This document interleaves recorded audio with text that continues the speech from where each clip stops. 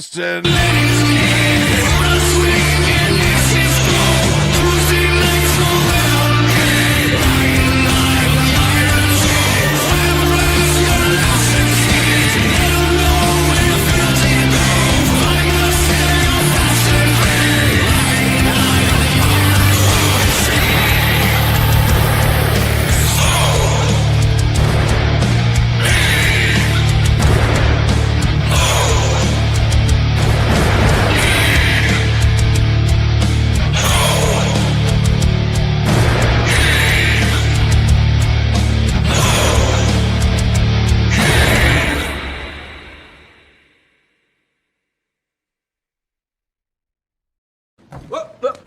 Here I come. Oh, here I come. Oh.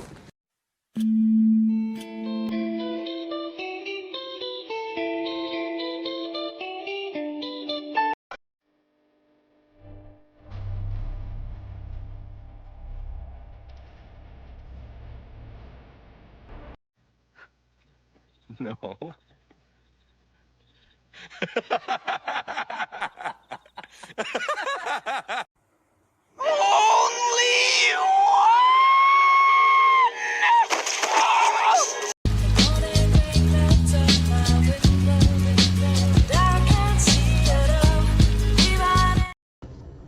Hey, welcome to the Iron Seas. Yes. Oh, I love those clips. Anyway, this is my birthday stream. As always, we got Captain A.C, Captain Kahuna, and Captain Evaleighmusic. Our guest, Jarrod CHRISTMAN, is inbound. We will see him shortly. CHRISTMAN inbound. I'll let you know when the Eagle has landed. This week, our movie is Thunderheart. A good one. It reminds me a lot of Jarrod's movie, personally, but we'll get to that. It's been a long week for me, personally, but I'm here nonetheless. A little bit behind on some flash fiction and stuff, but it is coming along, and I can't wait to share it and stuff. Yeah. At least it's Friday. Yeah. And happy birthday to you. Oh, thanks, brother. Is this the big 3-0? Congratulations. New decade. Well done. You did it. Yeah, new. 3-5. 3-5. Okay. 3-5. Oh, you're not even 5 years older than me, AC. Good for you. Yep. I'm the baby of the family here, guys. Sorry. As you can see from the face, the smooth. You're the new porpoise captain. I thought you were talking about yourself. I'm like, I did too at first, and I was like, wait, I was gonna. Do I drop a smooth Huda or? I haven't touched this since like Friday night, so this is how fast it grows. Oh wow! Call you Smooth Chrissy. You guys better appreciate my damn facial hair. It takes a lot of work. Oh yeah. Wait, Bill, how old are you? Yeah, let's go through this. Let's go through this chat here. Let's go through this chat. Animation over. You gotta do the thing. There's too much animation. Animation Too much. overload. Too much.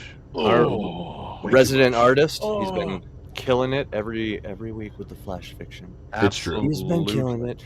Absolutely. This So much week we animation. have our first recurring villain in the flash fiction, Edward Skellyhands.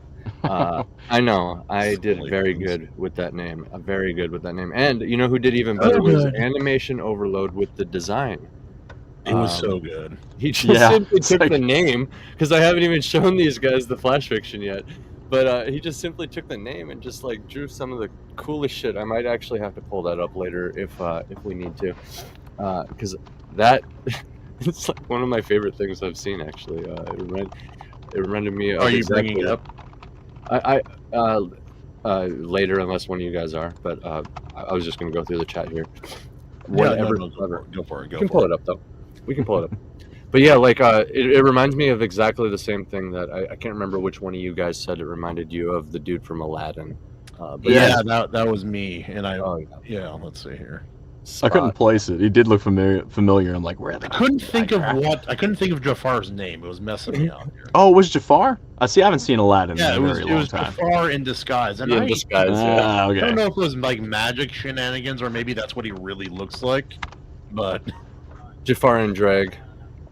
Yeah, all of his art it feels familiar, but I can't put my finger on it. And that was another character. I'm like, where have I seen this? And then whenever Have you you tried had that putting reference, I your was like, finger in it? I have. Okay. It's more enjoyable, but I still walk away not really having the answers I'm seeking.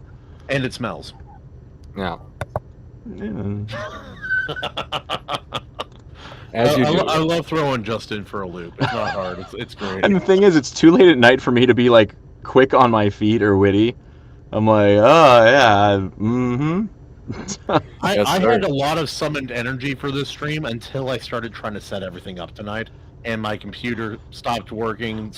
Talk Studio stopped working. The whole thing stopped working. Oh yeah, that's normal. I haven't slept well since spring started because of the pollen. My nose, like my sinuses swell up and I can't breathe at night, and then I'm just like punch drunk because I'm not sleeping well, so I'm like a zombie on my feet. I'm like, what? What's all that going tree on? sperm, man. All that tree sperm. Is that what that is? I don't like that. It is. I'm sorry. Herman P. Hunter, the Lore Forge, the Hedge.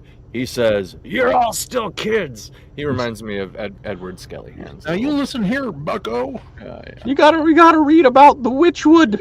You gotta go in there and take care of the cult.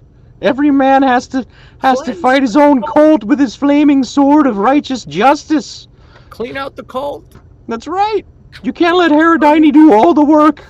You gotta pick up your flaming sword, Bucko. Bill says, "I feel fucking 30." Cool, man. Cool. Maji, greetings. Aww. She sent me a song to weigh in on. That's all I'll say. Some lyrics. I'm excited to go through it because I don't know, something about it's the creativity process that, like, the grind of building a song. Oh, look at what we have here. Herman P. I mean, we got there he is. Jafar. Look at that. Yeah, very close. Eternal reward. Yep. If I hit 100 and look like that, I wouldn't be that upset, actually. Dude, He's got a nice beard, you know. He's got drip. He's got good vibes. He's having a good time. He's enjoying it. He doesn't mind that he's all hunchy. Real question. What if your wife looked like this at 100? You know, at 100, my eyes are going to be so shot. I'll still think she's yeah, a 10. She'll give me like, anyway, I sound like this. Oh, that sounds creepy. That sounds like your average like Seattleite in a dress, and it's not a woman. Oh, indeed. We are doing strong, doing very well. Anyway, what the hell did everyone do this weekend? I went to Lake Chelan and had a great time. Again, I've had a really good time until trying to make technology work tonight. It's been really, really good. I've got all kinds of stuff going on. I'm working on re-recording Spiral because I want to re-release it with Night Rain because I'm eventually going to redo that whole album now that I have better production quality. But I'm going to do that song as a standalone. So I'm working on that. I started playing Oblivion. That was a good one too. Yeah. Well, thank you. Started playing Oblivion for the first time. Whenever it came out in 2006, whatever it was the first game my brother worked on. And I remember him bringing it home, like showing it off to the family. And the load times on PS3 were horrible. I couldn't do it. So the remaster's pretty awesome so far. And then the wife and I, we DNF'd Baldur's Gate 3. I have thoughts about that 10 out of 10 best game ever nonsense. Oh, we can go there. Fed me. Best game ever. But we stopped playing that, and it's digital only, so I couldn't turn it into GameStop, which made me cranky. But we did pick up Expedition 33, which is awesome so far. That one came out of nowhere. I know nothing about it other than a bunch of people. There was a Sony event where they showed it. There was like that, Lost Soul Aside. There was one other one where the lead was a lady of some sort kicking butt. Hey guys, check it out. It's Herman P. Hunter released a book recently, and I just found this like nice little bit of promotion for it online. Very nice. What you guys like it? Pretty good? This book is really about more than just Hal Cedric. It's about the sword and what the story really means when you get down to the brass tacks of it. All right, Bucko? You know what's so weird is that I saw an interview with Jordan B. Peterson, and he was doing impressions of HPH. So it's cool that they're like it's reciprocal in that sense. That's very nice.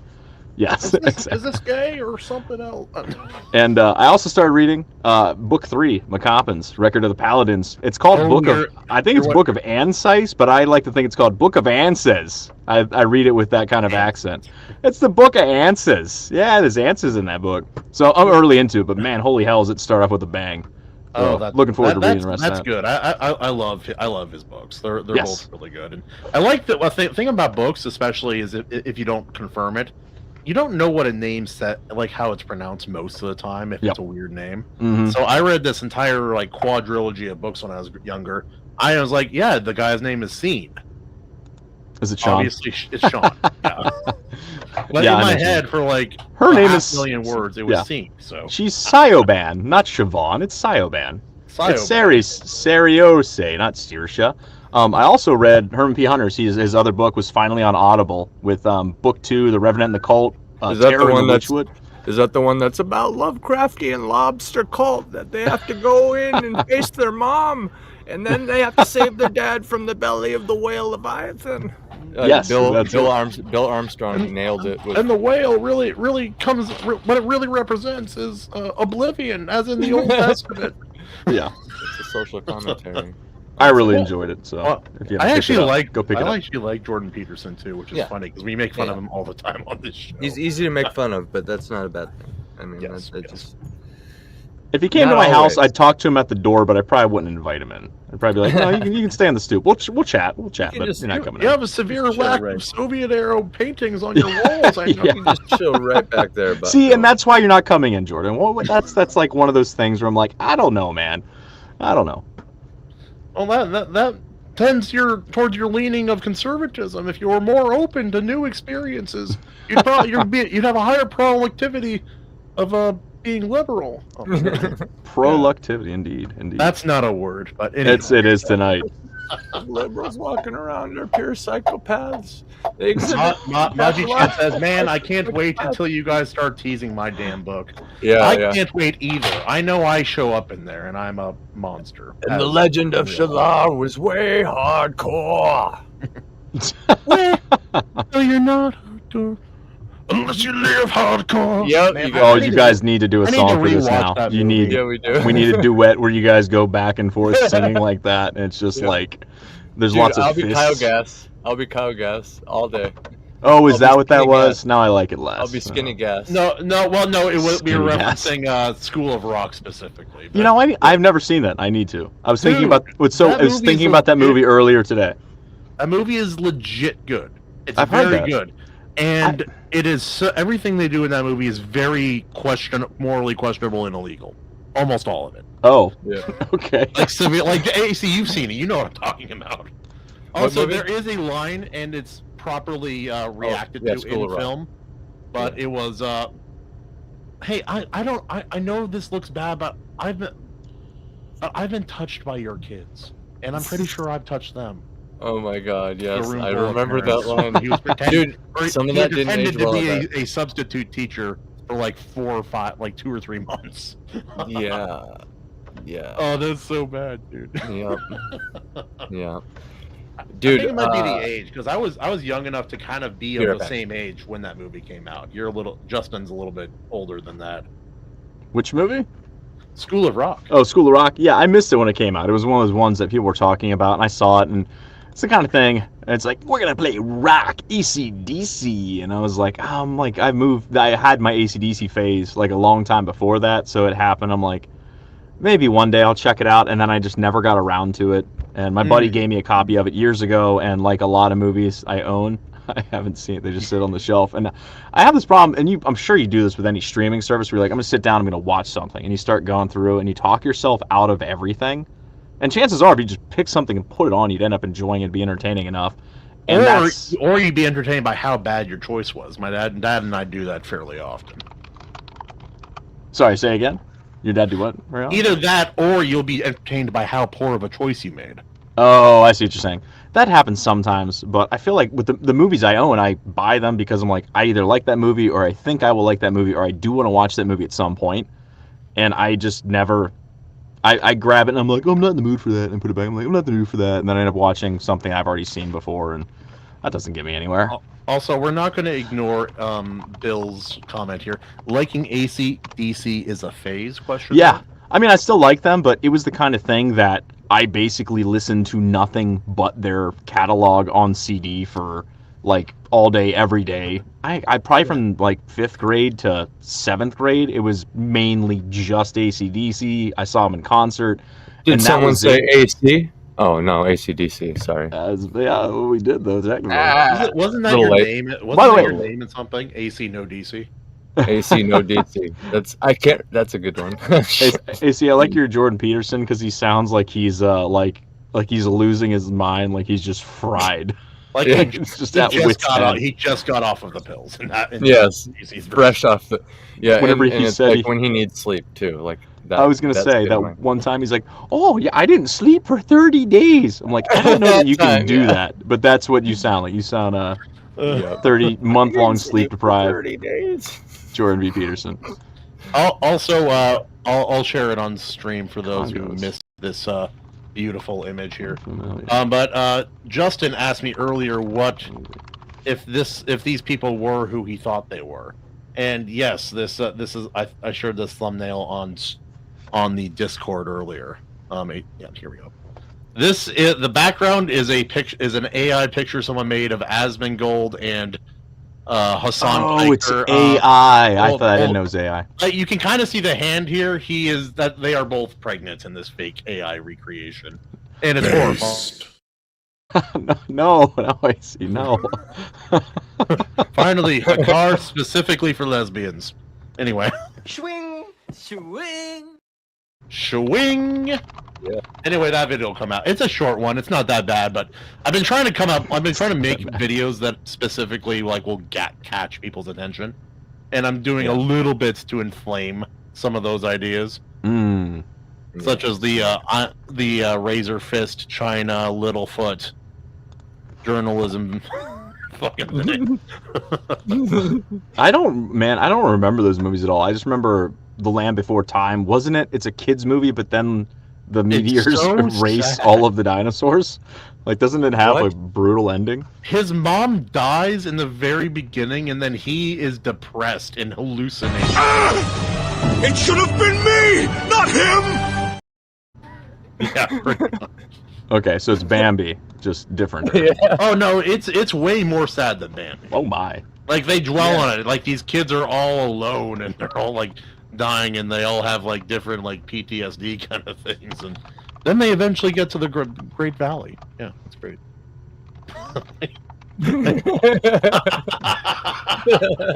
It looks so weird together. It looks like one is Hold on. Yeah. directly causing the other. Anyway. There we go. That's all we needed. Oh, sweet. It's Bambi with the dinosaurs as animation over. And Maji-chan said, Kahuna, thank you for the video on making shorts. Mine are getting way better. I'm glad. I didn't think the video would perform that well, and it didn't. But for those who did watch it and may have learned something from it, I'm happy for you. And if there's something you guys want to learn about making shorts, just message me or post it on the video possibly. But yeah, no, there's a lot more to cover. That was a very, very basic video. And filming yourself editing a video on your phone with your phone is a lot harder than it seems. Yeah, yep. And I would refer to Kahuna as an expert at using his phone to make YouTube videos and content in general. One-man armies are rarely perfect, but you're pulling it off all by yourself and with your phone, which is pretty crazy if you think I about it. appreciate it, man. It's like hearing about somebody filming an entire movie with their iPhone, which They have done, and it's I'm hard. considering it. Yeah, I'm considering it. Anyway, yeah. That was with CHRISTMAN's movie. I was actually hoping whenever he was first talking about and sharing trailers and stuff, I had my fingers crossed. I'm like, please tell me you filmed this with a smartphone. And then it's just post-process. He's like, no, those are real cameras. They're not cheap. I was like, dang it. Because, I was like, I could make a movie. This guy made one. I could totally do that. And if you saved all that money with using everybody's iPhone. Wait, Justin. You need to make sure everything's really carefully done, and then I know what you could do. You have the perfect Mark Wahlberg impression. You could recreate all the boring scenes from the movie Signs, and then his dialogue only. That's another movie I haven't seen. Oh, dude, but you would wait. Mark Wahlberg's in Signs? Yeah. I thought this was no. Yo, what's up? No, I was thinking of The Happening. The Happening, that terrible. Ugh. Yeah, that was bad, dude. Speaking of terrible, We're not worthy! We're not worthy! howdy, Jarrod. What up, man? What's going on? We were just discussing one of the greatest cinematic masterpieces of all time, The Happening. Oh, yes. Wind is the villain. Mm-hmm. Very compelling, yeah. Yes. What if it was the plants, man? You know, if the dialogue was like that, I would have enjoyed it. That's all they needed was Tommy Chong.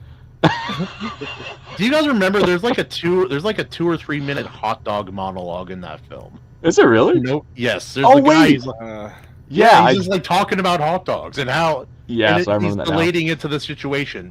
It was so bad, dude. I Yeah, love how bad that film is. indeed. Oh, but yo, Jarrod, that good suggestion. We've had a couple really good, like, kind of niche movie suggestions recently. Yeah, Between the tank movie Beast and then Thunderhearts. yeah. That's my favorite Val Kilmer movie.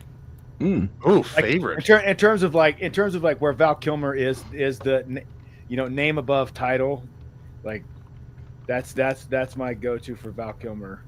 Like, I always thought he was fun in The Saint. I don't know if that Oh, movie. I didn't. yeah, dude. I haven't seen that movie in a long time. I have no idea if it's good or not. I didn't really. I saw it for the first time like 3 or 4 months ago. Me and the wife watched. It wasn't bad, but it didn't do much for us. I was a expecting something child. different. Maybe it was just tits were enough. I don't know. Maybe that's all. Maybe that's all the movie is. But he's great in it. It's of its time. Yeah, something. Maybe that's it. Yeah. 'Cause I'd never seen it before. He's got quite a what's it called, resume of the movies he's done. Oh yeah, man. oh, for sure. And he was a very, very dedicated thespian Yeah. as far as those kind of people go. Like like, have you guys seen the documentary that he produced? No. and his son helped him No, I haven't seen it, but You gotta watch it, dude. I know, dude. Everybody says it's just like amazing how good it is. Yeah, and at that point in his life when they were making it and filming it, he wrote his part, but he couldn't speak it because his cancer was so progressed. Mm. And so his son did the voiceover of what he wrote about his life and himself. And so that was a very special thing. And kind of like how he was in Top Gun Maverick as well. Yeah. And Yeah. his character was messed up in that movie, just like obviously in real life. I just watched The Snowman again for the I just watched it for the first time, and he plays in that like a small part in that. It was such an odd movie. Like, Wasn't it a horror film? Yeah, it was more like a thriller, like a serial killer thriller film. And like the cast in that thing was stacked, but it was such a weird. It's like I feel like either the producer or the director knew a bunch of, were friends with a lot of really top tier actors, and was able to get them all in for these parts. But the movie was just not good. Like, it could have been, but man, it was. But like, I mean, Val Kilmer played a Norwegian detective in that, and his voice was already so bad that all of his dialogue was ADR'd with another voice. Wasn't he also in It was MacGruber? bad. Wasn't Val also the villain in MacGruber, or am I wrong? Am I misremembering that? It's a movie I've never seen and always wanted to, and I forget about it. MacGruber. I think it was when he was unhealthy, but it was when he was fat, and he was just like the villain in this. He isn't. His name is Kunth. That's right. Oh, that movie's it's so bad. But it's so funny too. It really like sets you up, and then it gets you more than it should. It's like showing like up close, not really showing anything, like 80s sex scene kind of thing. It's like the slow music, and it's like in slow motion. It's all romantic, and then it zooms back to normal speed, and he's making sounds. It's awful. Oh jeez. But and it's like it was just watch it. It's glorious. It's glorious. All right, so you guys want to get into it then? Yes, sir. All right. Did he say anything, or did he just pop out? I'm not sure. I didn't see anything in the Discord or anything like that, but the show must go on, as they say. Yes, sir. So, yes, sir. we did indeed watch Thunderheart. We were debating what kind of movie to watch. We were going to do something with American Indians or maybe like small town crime. And Jarrod suggested Thunderheart. We'd never seen it, so we're like, yo, let's check it out. So this is from 1992. The summary of this one: an FBI man with Sioux background is sent to a reservation to help with a murder investigation. It's up in the Badlands. Is that North Dakota, right? Or is it South? South Dakota. The Badlands. Never been there. Here it's really, really cool to visit. So up there, he has to come to terms with his heritage. Slowly, he rejects the intimidating tactics of his fellow FBI agents, who are not so interested in solving the crime as they are in covering up with. And there's an incriminating situation with the locals, and he becomes more tuned to his heritage. The locals begin, taking him in. It's based on actual reservation occurrences of the 70s, so it's loosely based, I guess, on a true story, which is pretty interesting. And of course, a lot of the characters are directly based on real people too. Yeah, that's tragic and crazy and all of that stuff. So this one's starring Val Kilmer, a fella named Sam Shepard. Graham Greene was a 6.8 on the IMDb. Budget $15 million, made $25. And gentlemen, that is the rundown for this one.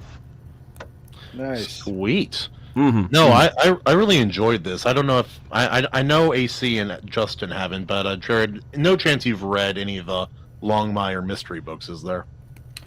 I did not. I have not read any of the books. I watched the show. I watched the series. The show was decent. The books are about 900 times better, but that's pretty typical. So yeah. But yeah, this story had a kind of similar vibe, like the lawman and the Indian kind of angle, and injustice and finding the truth and the mystery, and it reminded me a lot of Missouri Breaks, to be honest. Yeah. It maybe not like directly the story one for one, but like, for example, the cast of characters. I was like, yeah, I feel like this could this could be related to it in ways, you know what I mean? Or at least like I could see why you picked it, you know what I mean? That makes sense though. I mean, this film was a staple in my house growing up. So I've seen it. I know I've seen it I've seen it at least 50 times. Holy cow! One of those rewatchable ones. Right? Oh yeah. Well, so I have an unfair advantage when it comes to movies, those kind of movies that I have seen that I really liked, especially growing up, because we grew up like dirt poor, and so we didn't have, like, most of the time we never had cable, and we lived really rural, so we had, and this is like I'm 47. Was this pre-movie rental era kind of? It was like no, this was like movie rentals were a thing then, and so like by that point, but I had already by the time it came out, like my family, my brother and I were already conditioned to just like, if there's a movie you like, you just watch it over and over and over again. Because we don't have TV, right? And so. And what's the first thing you do when you move into a new place before you have internet or anything, but you want to really spend that first night like on the couch or something, you know what I mean? What do? You bust out the old Xbox 360, you grab the Lord of the Rings extended editions, and you fucking grab some party pizzas and call it good. I have a creepy suspicion this time it was probably VHS, right? Oh yeah. And you guys sit there and rewind it, and you're like, hurry up, rewind faster. faster. we thought we were like living large when we got the out of machine rewinder, so you can eject it from the VCR, stick it in the thing, and rewind it while you have the next tape going. Dang, my grandma had that, sweet. Dude. It was the most badass shit ever, because it would rewind it like three or four times faster too. Oh yeah, so I would have Jurassic balling now. Yeah, I'd have Jurassic Park rewinding while I'm watching Land Before Time. Yeah, and I'm gonna watch Star Wars next, and it's all just gonna be rewinding while I'm watching it. It's like the coolest shit ever. Yeah, I thought you were gonna say you were living large, because I thought for sure you were gonna say you got the TV that has the VCR built into it. I don't know if you ever had one of those. Oh no, we were never that balling. Whenever we got one of those, like, and the thing is, it was smaller than our normal TV, but the fact that because it went from like 16-inch or whatever down to like a 9, but the fact that it had it built in, we're like, guys, this is the coolest thing ever. So we're all huddled around this smaller screen just because it was built in. But yeah, we felt like we made it. 4-player Halo 2 on a 9-inch screen is Oh my That's an gosh. experience I'll never forget. I had 200 hours of Halo 2 on with 4-player like that.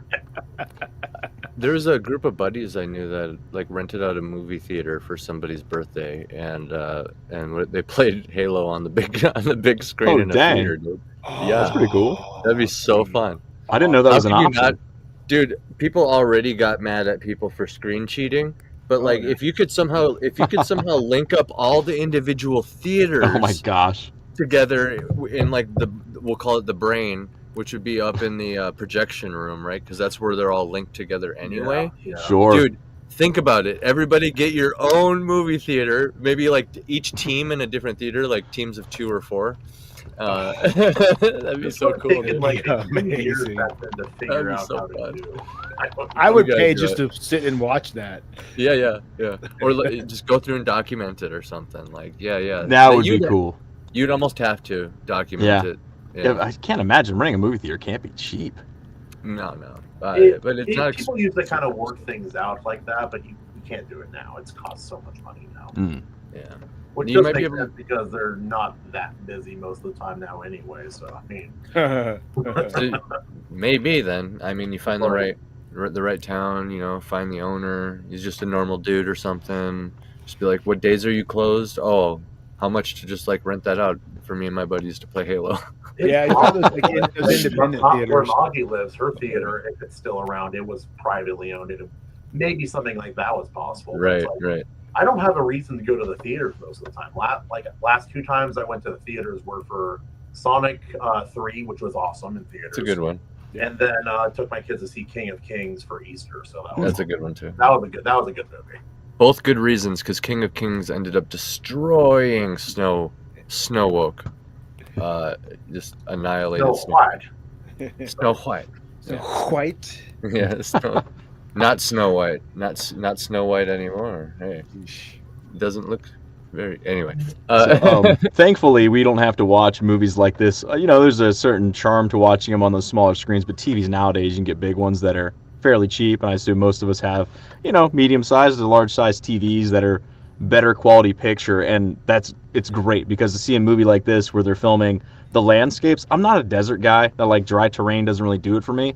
But this is a movie where when they did the wide, I'm too tired. The big panning shots where you can really see the environment. I was like, yo, it's actually a really beautiful part of the country, and I had never seen it really, so I enjoyed that aspect of it. And another thing too, that I swear they don't do this anymore. They just I don't know if this is like stage props. They let the people just be as sweaty as you would be if it was really hot out in the desert.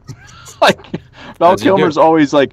And it's not the kind of like rock sweat where it's very like carefully painted on, and he's more like this soft glisten.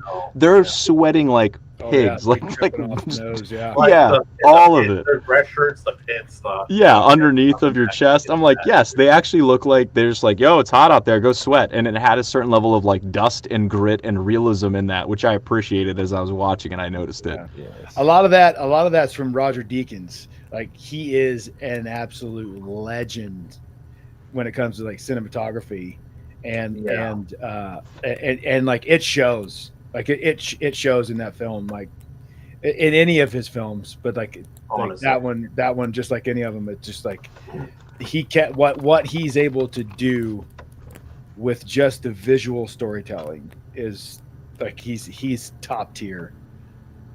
Oh, geez, he's done a lot of big movies. Yeah. He's huge for that kind of I didn't recognize the name, but if this is accurate, 1917, Blade Runner 2049, Sicario, No Country for Old Men, Fargo. That's True Grit, the remake. That's crazy. Yeah. Okay. True Grit, I have a hot take. True Grit, the remake, was better than the OG. I've never seen the OG. That is a hot take. That's a hot take. There's a hot take, sir. 2011, It's too hot. Put it down. It was, Do I got a clip for that? More book accurate than the original with what's his face? John Wayne. Yeah. John I Wayne. like John Wayne, and I like that film. There's a certain charm to it, but the story in the book is really good, and they stick to the story really well. The characters are a bit better represented. It's a hot take, but I like the 2011 version. You were my brother, Anakin. I loved you.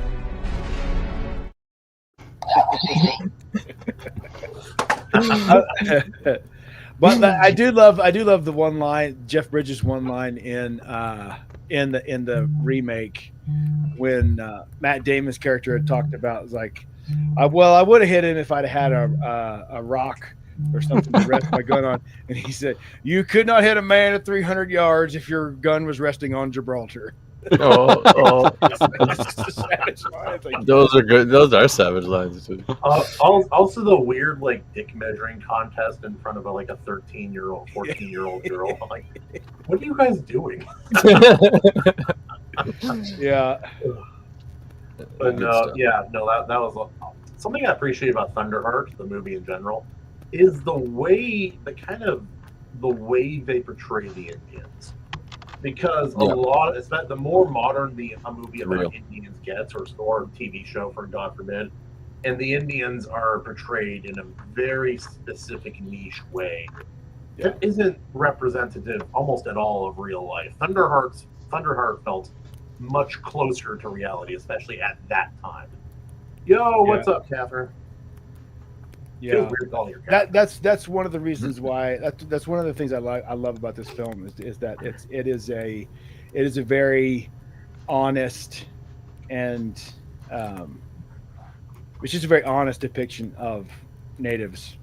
Yeah, because some believe in the old ways, some are just kind of redskin equivalent of white trash. You get this wide range of kind of cultures within the culture. Yeah.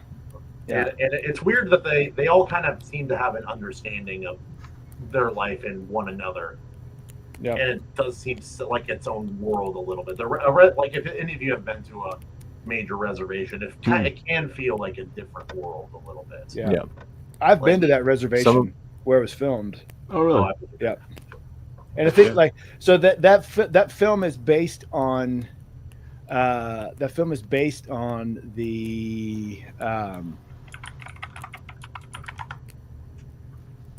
it was a real event, wasn't it? It's really it is the event that caused Marlon Brando to refuse to accept his Oscar. That's when there was a standoff at Wounded Knee, and a couple federal agents were killed, and it was they used the acronym ARM in Thunderheart. The actual organization was AIM. Okay. Yeah. Okay. American Indigenous. Okay. Yeah. Okay. And there was what's really cool about Thunderheart is the guy that plays Jimmy looks twice in that. That's James Trudell, and James Trudell is a legendary. I thought it was John Trudell. Am I wrong? I think it's James Trudell. Okay. Is a legendary Native American advocate and political activist. And what's funny is what's really cool is Robert from my film knows James Trudell and is hung out with him. Told you. Huh. There's the connection. I found it. That's cool. That's cool. That's sick. No, that's great, man. And yeah, no. I've heard a couple of Indian versions of the acronym FBI. I learned the Federal Bureau of Intimidation. Yeah, I love that one. One of my favorite quotes was whenever was his name Eagle Horse? I get the Crow Horse. Crow Horse. Yes, Eagle Bear. Whenever Crow Horse is talking to Kilmer's character, and he calls him, "Oh, Raymond Lavoie, Little Wiener, the Federal Bureau of Interpretation. You snuck up on me just like a real city Indian." And then the other line he said to him too, he's like, because he's telling him he knows like how deep the trench is that he's walking. He's like talking about Kilmer's weight. And he says, "Oh, you're 173, right? You're not a beer drinker. You're one of those tofu and pilaf characters." The burns were legit. Yeah, the other one was whenever he pulls him over and he's like, "You're doing 59 and a 55." And he's like, "What? How did you know?" Radar? Yeah, and he's like, "I listened to the wind. And when I by it said 59, nail him." That's fantastic. His character was my favorite in this movie. Anytime he's on screen, like, all right, this is gonna be good stuff. He kind of I don't know, he cut the tension a little bit, and you weren't really sure if his character, what his motives were. You couldn't tell if he was actually trying to help or if he was playing them, because was it, who's the his partner? What do they call him? Was it Cooch? Yeah. Yeah. Yeah. Kuchel, that's right. So his Yeah. partner was saying that with Crowhorse, his favorite thing to do is like to trick FBI agents. Yeah. So whenever he's on screen, you had that piece of information, and you don't know, and you also don't really trust Cooch because there seems like there's something a little bit off. So that was a fun aspect of this movie, the character dynamics. He did everything You like being in the shoes of Kilmer, you're not sure who to trust and who's playing you and who's. So that was a fun aspect of the movie to try and be like, okay, who is the good guys here? Are there good guys? All that sort of stuff. Yeah, and it's like that perfect four point conflict model too, because you have Val Kilmer's character, then you have the FBI, which is represented with Frank Kutell. Mm-hmm. Then you have the Native American terrorist organization. Right, and then so you have the traditionalists and then the pro-government natives. There's all this there's like constant cross tension and conflict all the way, and then your protagonist has to navigate that. It's just really good storytelling. That was the first thing I noticed about the movie was the premise itself. I know they literally based it on a lot of real shit, but like, I don't know, they had a way of like weaving a grandiose plot without laying it on too thick, because it's natural. Everything is just natural, if that makes sense. It's like believable, you know, like, I don't know. Yeah, absolutely. Yeah, characters felt like reasonably like possible people. Yeah, which is a lot more than you can say for a lot of these films. Like, I watched 1923 with family recently, and the show's good. I like it, but sometimes I'm like, all right, cool. Everything that could happen has happened. Mm-hmm. That's what happens in real life, obviously, always. For all time. Yeah.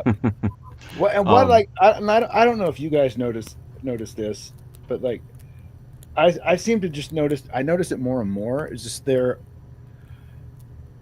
It's like the most characters that we see in like modern films recently, they're so stereotyped. They're stereotypical. Yeah. Mm-hmm. It's just like okay, we're gonna take we're gonna peel this sticker and put it here because this is our stereotypical antagonist and our stereotypical protagonist. Yeah, like 100%. And it's just and it's just not interesting, and it's dishonest. I think well, at least for me, it's like it's not interesting because it's dishonest. Mm-hmm. Yeah, and like in their attempts to show the shades of gray, they actually have turned it more black and white than reality. Yeah. Yeah. Oddly enough, that's exactly what happened. Yeah, I mean, a lot of people like to point to like Thanos, right? Like, yeah, Thanos is an interesting character, but it's because he's doing kind of what was already basically a cliche at that point very well, is all it was. Because there's been a plethora of like Walter White, for example, way before Thanos is a sympathetic villain, right? Even though he becomes a total villain by the end of it, you're still like sympathize with how it all began, and you were kind of like on his team at the beginning, like kind of rooting for him at the beginning. So like, we can't even begin to pretend that there wasn't a whole long line of writers and people trying to analyze like villains before Thanos, because like that's always been a thing. They just did it well in a modern time. People like to say that that's like the first thing ever or something, or they act like it's like the first time that ever happened or something, though. And it's just checking boxes. And I agree with what you said. Like, it's misleading a little bit, because like, yeah, you're very much just checking these boxes, and it's for the sake of selling something. Yeah. For whatever other reasons you have attached to selling that to us, you know. Well, plus with Native Americans specifically, I'm going to call them Indians because I've never met an Indian who was offended by being called an Indian. Not a single one in my entire 31 years. They, more than most other kind of cultures and groups represented, especially in media and film, they're most stereotyped. They're put into a very niche, like, kind of you understand what I'm saying. Yeah. They have to be this. They can't be portrayed this way. They have to Mhm. represent this. Everything that they do in the film will be justified because Indian, and it's not genuine. It's not Mhm. true. It's not true to history. It's not true to modern day. It's not true to anything. It's a fantasy. It's kind of like how so many like Western films. I love them, but it's not true to how life really was. Yeah. Right. And that's something we can kind of acknowledge. And your film too, and that was based on a true story, correct? Correct me if I'm wrong. My film? Yeah. No. No, not based on true story. Uh-uh.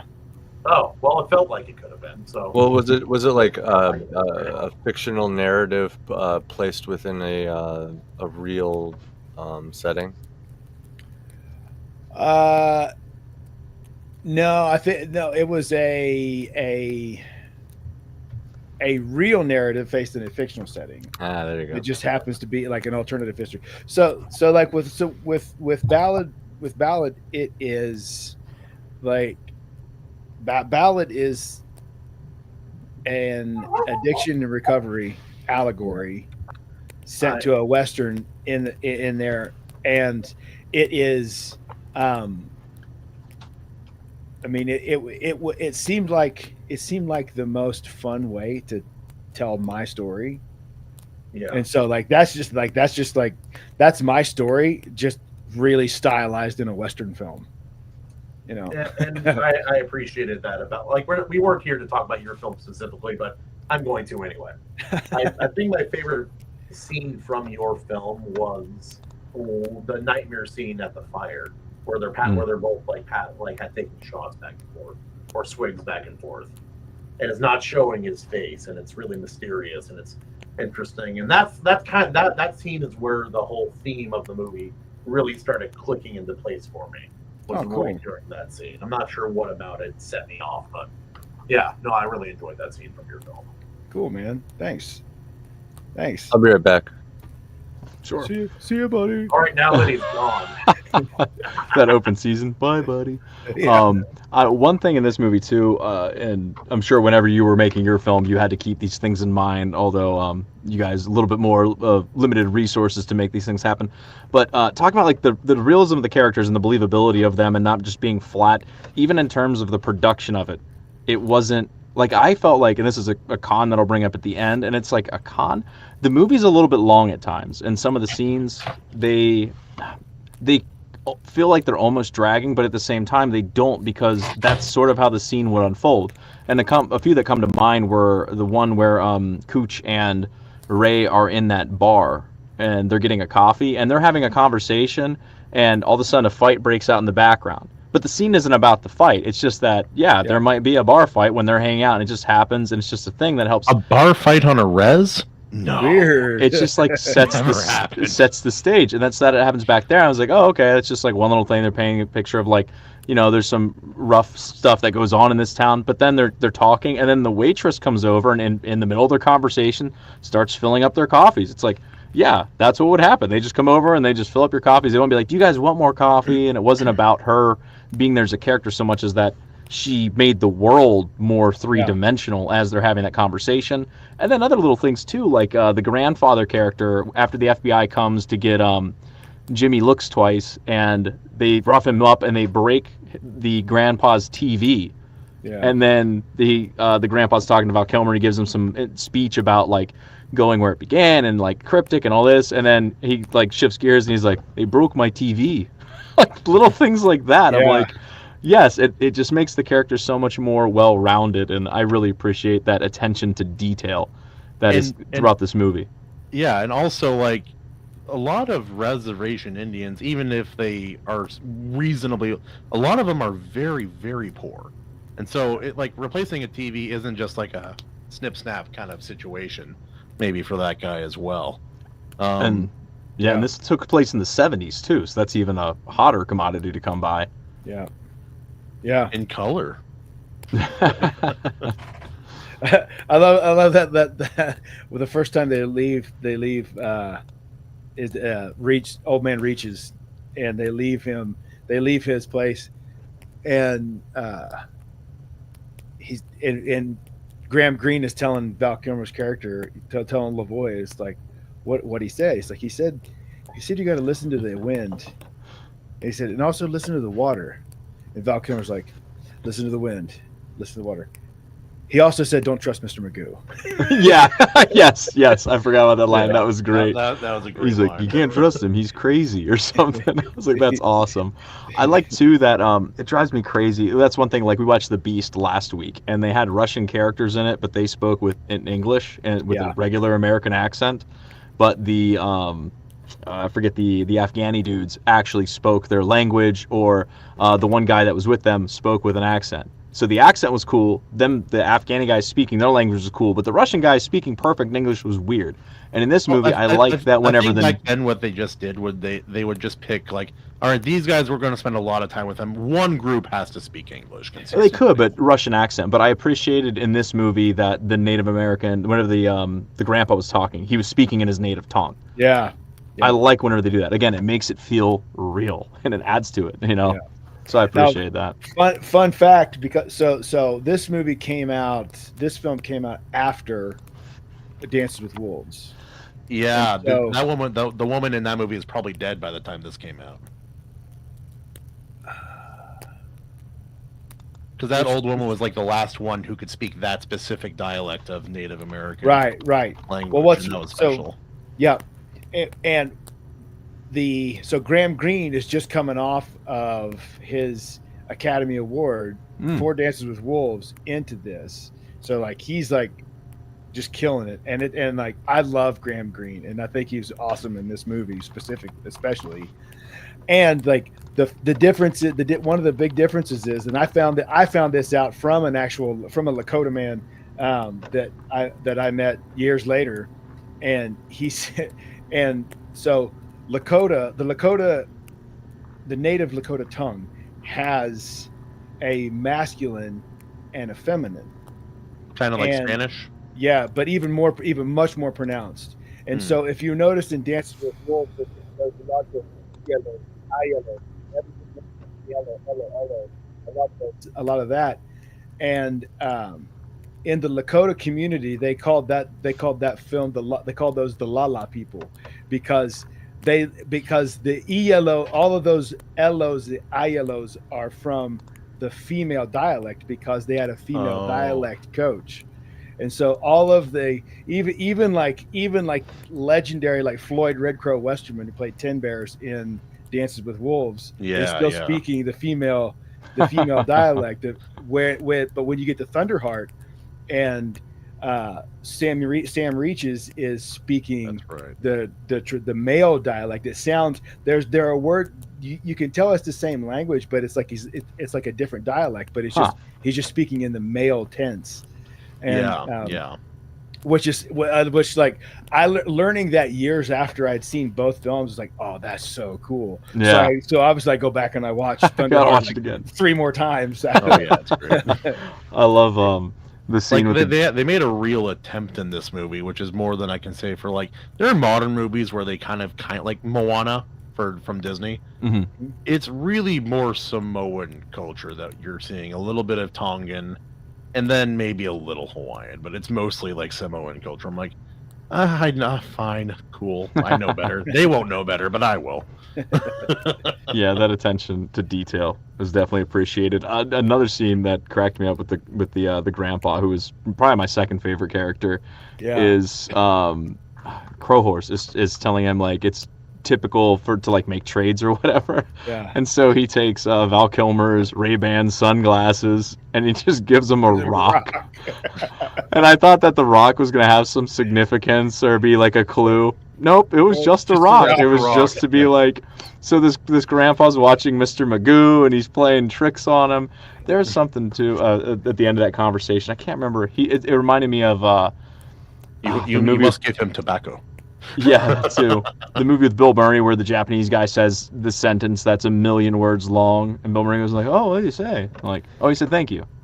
So the same kind of thing happens with Grandpa, where he goes says this big long thing, and then he's like, "What did he say?" And he's like, just gives him some really short answer. He says, "I don't know." Yeah, that was it. That was it. Yep. Yeah, and then they walk outside like he was quoting the Gettysburg Address in there. Like, what Yeah. Yes, that was the line. Yeah, that was you said great. you got to listen to the trees, listen to the river. You also said listen to the river. Oh, it's so funny, dude. And also a weird thing I did not expect in this movie a little bit is Val's character specifically, because he's like, he has that native connection a little bit, but it's more foreign to him than maybe even someone who doesn't have the connection at all. Yeah. In some ways. Yeah. And it's like, I'm Hawaiian, but I'm very white, and I grew up very white. I didn't grow up there very much. I went back to visit all the time, but it's like, it is weird seeing like something that is technically yours, but also you feel more outside than maybe a stranger would, if that makes any sense. Mm-hmm. Like I kind of learned more about that, and I like so my knowledge about Hawaiian is so scattered. Like I know some specific things that most Hawaiians don't know, but then there's other things that I'm not in the culture all the time, so I just don't know. Yeah, right. And I did connect to that kind of aspect of his character in this film. I thought that was an interesting thing to kind of explore in this movie. I think I'm the same way. I think that's one reason why I connected with this film so deeply, so young, is because I'm part Native, and so like I'm enough to be proud of, just not enough to brag about. But more than Elizabeth Warren. Yes, well, I think everybody's a little bit more than Elizabeth Warren. But Chief running mouth, anyway. Oh, jeez, right? It's so bad, dude. Pocahontas. Yeah, that was it. That's it. But my native heritage comes from Texas. We're Comanche, and I was going to say that's a very different heritage. Yeah. And like I grew up in Ohio, so I'm like so far removed from that. But knowing that's a part of my history and who I am.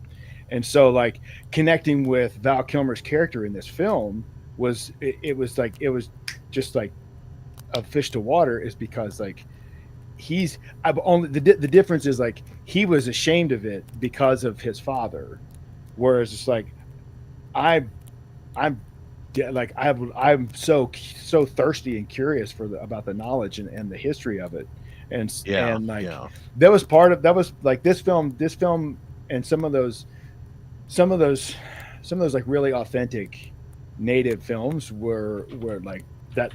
I don't know. That's what really like inspired me to like really study and do a lot of like independent research and study in just American Indian history and what that looks like. What were the cultures really like, as opposed to like what we're told they were like, and what's the real histories. They were just peace loving in tune with nature.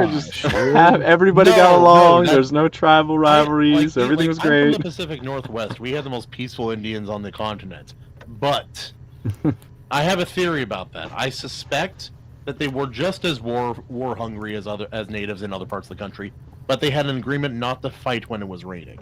It's a bridge too far. They never got to fight. Well, it's funny with this movie talking about, because my mom's great grandfather was 100% Native, and I didn't know him obviously, but there's like certain things that got trickled. Right, exactly. That's what. Yeah, and they grew up in a little coal mining town, so my grandpa used to joke that we were Blackfoot tribe because barefoot in a coal mining town, your feet. It was, or the the Fakawi tribe. The Fakawi, because they looked around and said, we're the Fakawi, is what they. But one thing that there's like a handful of little things that my mom must have heard as a child that got passed down, and one of them, the one thing that when it happened in this movie, the owl symbolism. And whenever they're like, the owl means death, I was like, oh yeah, that's my mom used to say that. Owl meant somebody, like it was a messenger, like something bad gonna happen. Owl would escort spirits to the land of the dead in many native mythologies. Which is a shame, because I like owls, and to see one's a rare thing, and it just makes the excitement a little bit less exciting, because you're like, oh cool, oh no, It's not necessarily a bad omen, even if you believe in that aspect of it, but. It is. Yeah, my great grandma, she had a lot of those native superstitions that she like. I mean, she was a Bible believing Christian woman Mhm. and still had all of those native traditions, Yeah, the native superstitions. You'll meet that- those in native cultures, Hawaiian cultures as well. It's like very strong Christian, but also weird like mysticism almost as well. Yeah, she used to go through the house. She used to go through the house and collect, like every day she would take all the hair out of the combs and the brushes. Because in a lot of Plains Indians cultures, it is bad luck if a bird makes a nest with your hair. Oh, interesting. And so she would collect all of the hair out of the brushes and combs every day and burn it. Maji Chan says, "Mom still smudges the house with sage." I don't know if smudges is the right word. Call of the road, mostly peaceful scalpings. Mostly peaceful. You wouldn't believe it. Oh no, I forgot what I was going to say now, but no, yeah. I really enjoyed this film. It's like the Tank movie and then this movie, both kind of like not huge hits when they came out, to my knowledge, but like very, very good underrated films, which I appreciate. Yeah, the Tank movie was a total dud. It made like 150 grand on an $18 million budget or whatever. I was really surprised by that film. It got buried in politics of the studio at the time, but this movie did. It was, made a little bit of money. I think it at least broke even. Yeah. Well, back in their marketing budgets were smaller. Yeah. So it was financially it did well. It just wasn't this like, or this ground shaking film for the studios. Yeah. But like it had all the elements. I mean, you've got A-list stars, because Sam Shepard used to be a big deal. Graham Greene was just coming off of an Academy Award win. Val Kilmer's your main star. You had Roger Deakins, the cinematographer. You had James Horner did the score. And Horner's a beast. And I don't know if you noticed this, but like, if you listened, like, if you know what you listen for, you can pick a James Horner score out of a lineup, just like picking a a John Williams Williams score. Yeah, just like picking raisin out of a rice box, man. Like it's right. It's like, oh, that's James Horner. Because like there's all these like really similar elements and motifs that he goes back on a lot. Oh geez, yeah. Okay, for people out there like me that don't know what he's done: Titanic, Avatar, Zorro, The Perfect Storm, Willow. Yeah, he's got a lot of. Dude, I need to rewatch resumes. Willow. I've had a yearning in my heart to revisit that childhood. We should watch it someday. He did silly. He did the Avatar score. Yep. Like if you watch any film that he scored, and you will hear one element or elephant. There are two elements that he uses in everything. Two elements. One of them is the big they're a big. It's not a pan flute, but it's a big like pipe flute. It's a real like low register. Yeah. And he uses those, and then he uses like a bamboo wooden drum, like a wooden percussion, in every single one of his films, and you can hear it in every. You can hear the clack of the wooden drums. Yeah, and every score he does. I got a clip for that.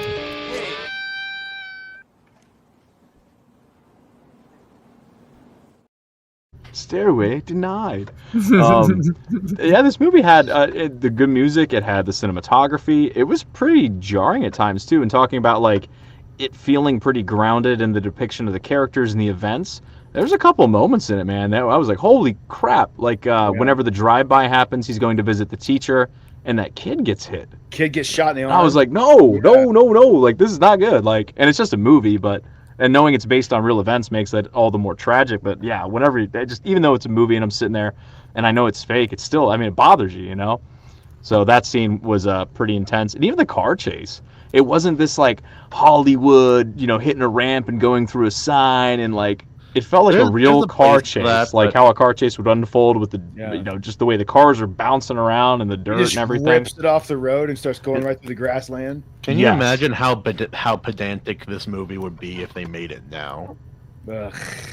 It would be. This movie would be insufferably political if they made it now. Here's why they would never make this movie now, because as soon as they do, if they make this movie now, then every BLM activist is out of a job.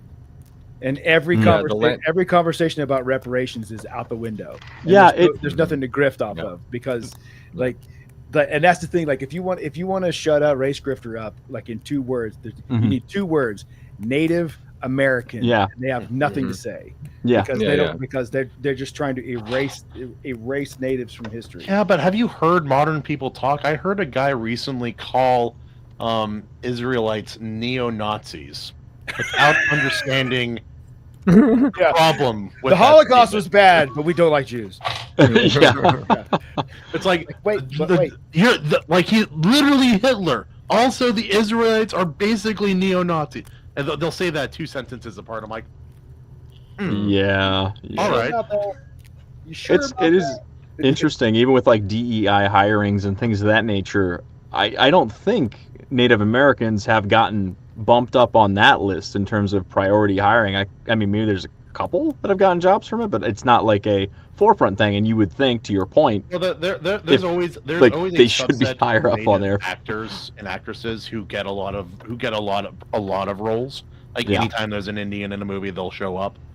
And that's not a bad thing. That's a fairly normal practice. It's like there's a small subset of Polynesian actors and actresses who like a Peter Dinklage is out there, that kind of thing. Yeah, yeah, the Polynesian Peter Dinklage. Yeah. I do think that there's this sort of like you mentioned BLM, right? Like I feel like there's this modern like land back psyop that's kind of co-opting the activism for the on behalf of the Native Americans, unfortunately. And I feel like I say it's a psyop because I feel like the whole purpose of it is to hijack the plane and just slowly fly it into the ground, so to speak. And that's even if they don't realize that's what's happening, maybe they're just really bad at flying, right? That could be the thing for the sake of the metaphor. But I digress. I feel like there should be a lot more work done to help them cultivate their sovereign nation-ness, so to speak. I lived in Hinckley, Minnesota for like a good chunk of my life, right there in the middle of the res. One of the main jobs I worked my whole life was at the casino right there. And it's a sovereign casino. It's not state-owned. There's a big difference. State-owned, you usually get a bunch of like Asian CEOs, right? Well, there's always white CEOs, even at the native casinos. There's always a early 2000s video game antagonist running the casino. Yes, bald white man. At the native casinos, they install the white CEOs, and I don't need to. We can put tinfoil hats on here, and I can just say every mob needs a tall guy, right? It's no tinfoil hat thing to say that. It's similar with the welfare state in America, but it's much more egregious with the Native American populations. Yeah, it's basically created this welfare state where they are functionally slaves functionally slaves to a system where they have enough to make. I was listening in the car a little bit, and then I just got home, and so it was like a tiny screen, and I couldn't really hear everyone. Can you hear me? Yeah. She can't hear you now. I'll relay that. Your dog, when you do the black and white screen, AC, it freaks me out because your dog is black. It just looks like a shadow. Yeah, it's like exactly. Oh, okay. Yeah, and this movie, I mean, you get into all the craziness of the government's treatment of these people too. It's a small plot that then expands into something much larger when you find out that all of the setup and the planting of getting, reducing what was the guy's name? Yellowhawk's sentence if he would shoot this other guy, which would create this problem. And it was the whole reason they were doing all of this and causing all of this chaos amongst these people. They needed to move them off of a certain section of land and keep them away from it because they were drilling for uranium. Yep. So it just came down to mining resources and all that, and they just do all these horrible things, these people that are already in a horrible situation, and it's just to mine uranium. It's just like, jeez. And again, it's based on true events of the 70s, and this is not a unique story in our government's history and its treatment of whether it be American Indians or various different groups of people. The experimentation they did on African American dudes with the drugs and the was it Tuskegee? Yeah, I can't remember. It was like the drugs, even our own soldiers with the drugs that they did in Vietnam, and then even if you go back to like Prohibition, they poisoned some of the booze that went out there, and I forget the numbers, killed tens of thousands of people. It's just like, what the heck? It's just. And it's funny to me too. I was talking to my wife as we were watching this. It's like, like all of these movies from around the time that we were growing up, they always had depicted the government in a lot of ways and accurately as like they do bad things. Maybe they're not to be trusted, but then everybody goes out and votes for more government power. And I'm like, it's like the message. Everybody's like, oh yeah, but then they didn't connect the dots. Like, that's movies. That's just different. It's like, that was based on real events. They're like, oh, well, that's okay. Expanded it anyways. I'm like, what in the world? It's just an interesting thing to go back and see, and I don't know. It's crazy. Yeah. There's a similar thing here going on in southern Idaho here, where the irrigation rights have been rejected for a whole swathe of farmland. Whoa. Yeah. And I heard about that. And this comes out of the blue, and then wouldn't you know it, there's a massive cobalt deposit and right underneath where all this water's being restricted. Are you referring to all the other cobalt? Have you heard about all the other cobalt things? I think. Well, so here's the thing. I may be misquoting that. So there's a conspiracy. There's a rare earth mineral. I think it's cobalt, but I could be mistaken on that. But like, I mean, we're talking like thousands of acres of farmland has been denied. Oh my gosh.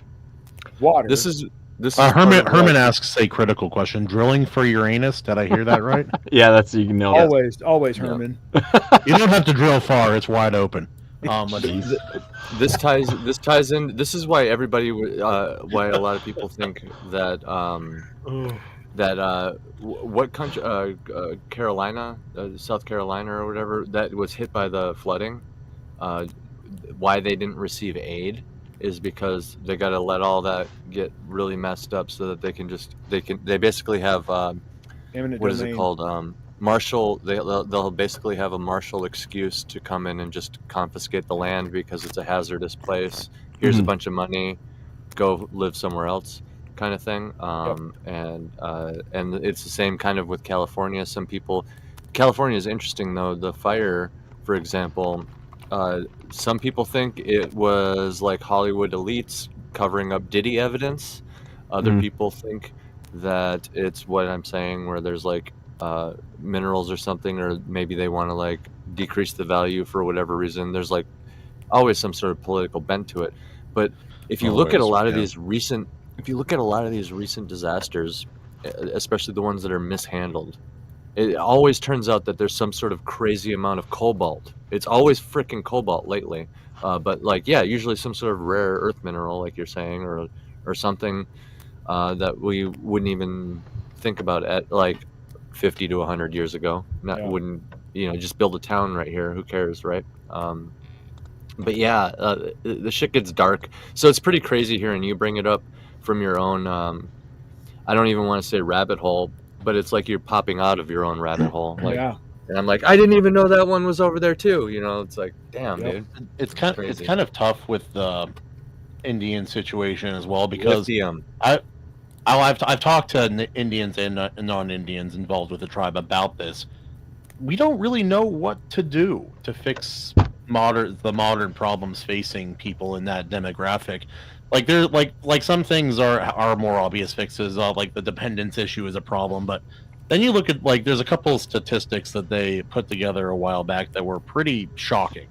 Like in Native American women are 10 times more likely to be murdered and or to disappear than any other demographic in the United States. These are facts. These are facts. And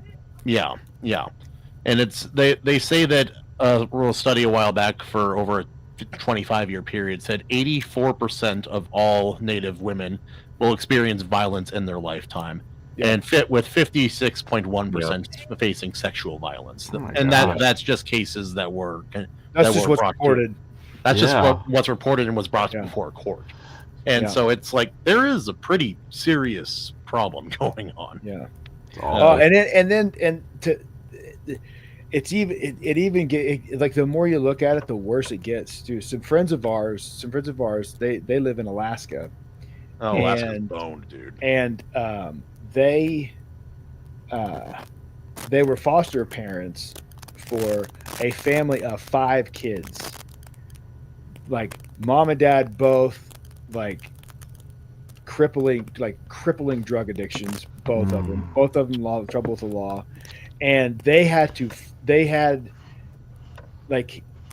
fight tooth and nail to adopt them because the tribe wanted to put them back with the parents. Oh my gosh, yeah. That's and like I mean, and tough. it was a brutal, a long, like emotionally brutal for these people, and like the kids didn't want to go back. They had like it's like they got out and they're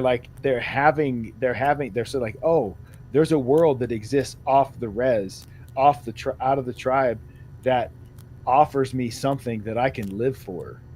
That lets me be, that I have a chance to be something more than what I am right now.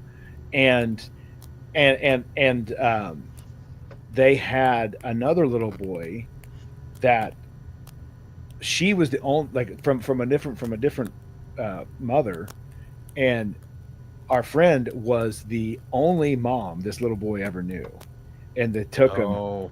The tribe came and took him back. The state capitulated to the tribe and took him back. Any state-run child care group, the more I've learned about it, the more I don't trust. I think they should all be dismantled, every single one. Because they're all very, very corrupt and very, very bad. Yep. Because for every child they can put back in that situation, that comes with a dollar amount that they all get in funding. Mm-hmm. Yeah, it's like and like this movie is just like a perfect, like Thunderheart is a perfect encapsulation of an adage that I will die on. It's like you can know history or you can trust the government. You cannot do both. Yeah. Jarrod, did you hear about that cop that just came out and blew the whistle on I can't remember what county it was. I'm blanking on it, but it's the school was like Buffalo. Mm. Yeah. You hear I don't know details. I only heard like a peripheral thing like about Buffalo, it. New York. Mm-hmm. He's putting his career on the line. He like went on he went on the Unsubscribe podcast. Shout outs to Unsubscribe. He went on there and dude started like crying at a couple moments because it was hard to talk about. Like I really highly suggest you go find the episode's like a half an hour. They literally just like went live or something. I did see that. Yeah, I haven't watched it yet. I did see that. Yeah, very good. If you guys want, we can react to it after the show. I don't know how much time Evalie has, but if you haven't seen it yet, Kahuna, I'd be down to react. I'll watch it. And Jarrod too, if you got time. I don't know. Yeah, it's up to you. Yeah, if you haven't seen it yet, I haven't seen it. Okay. Yeah, well, I do have what we could say whether this sinks or floats. I think it's pretty obvious, but might as well go through it. AC, what did you think? Sink or float on the movie? Oh, wait, you didn't get to see it. I forgot, but sink or float? From what I've seen on an outside perspective, float. Obviously, sink. Terrible fit. No. Yeah. Justine. I have my take on it, but real quick, what did you guys think of the ending? Whenever Val Kilmer, he's leaving and he pulls up to, it's kind of a crossroads. Yeah. What did you guys think of that? It's kind of ambiguous, right? It ended like a lot of old Western films, actually. Symbolism. Yeah, I wasn't sure. Like, what did he do? I guess he went to the crossroads. Just left it in park. Just stayed there. Yeah. Anyways, based on what?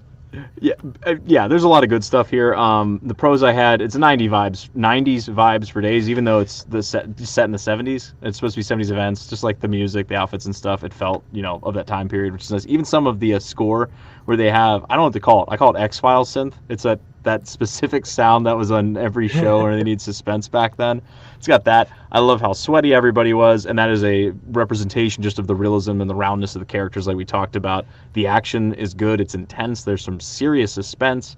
It's very gritty at times. The dynamic between the characters is fun and interesting. Kind of keeps you guessing. No one feels like a superhero. It feels like people. Yeah, doing absolutely. The only con that I had, and this is like I said before, it's maybe a con depending on what kind of movies you like. Is the pacing at times maybe, but definitely a float. Definitely a float. We can't trust you when it comes to pacing. Anyway.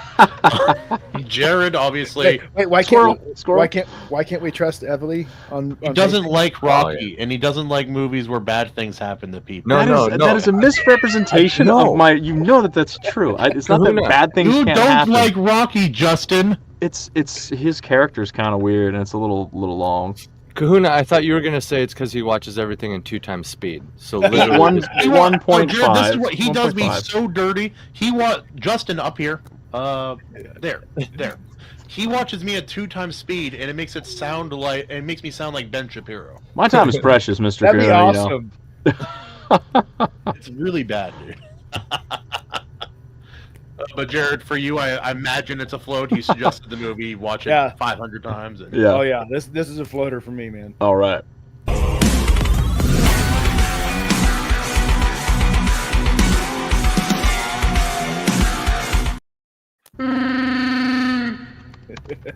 Good deal. Well, that takes us to the next. That's a great genty riff, man. I love that. Such a good riff to come in on, man. I can't wait to make more music too. I got like 100 of them in my back pocket, and you got one. Evalie has one. My wife even has one. Yes. I got another one I've been thinking about solo. I can always offer one to the other vocalist of Empty My Lungs, who's kind of doing his own thing right now. But yeah, dude, I need to get at it. But speaking of the grind. You're our guest for this evening. The middle segment is always talking about our guest and their work, and we referenced it a little bit. I think I mentioned Missouri Breaks earlier, but let me go ahead and play the transition here.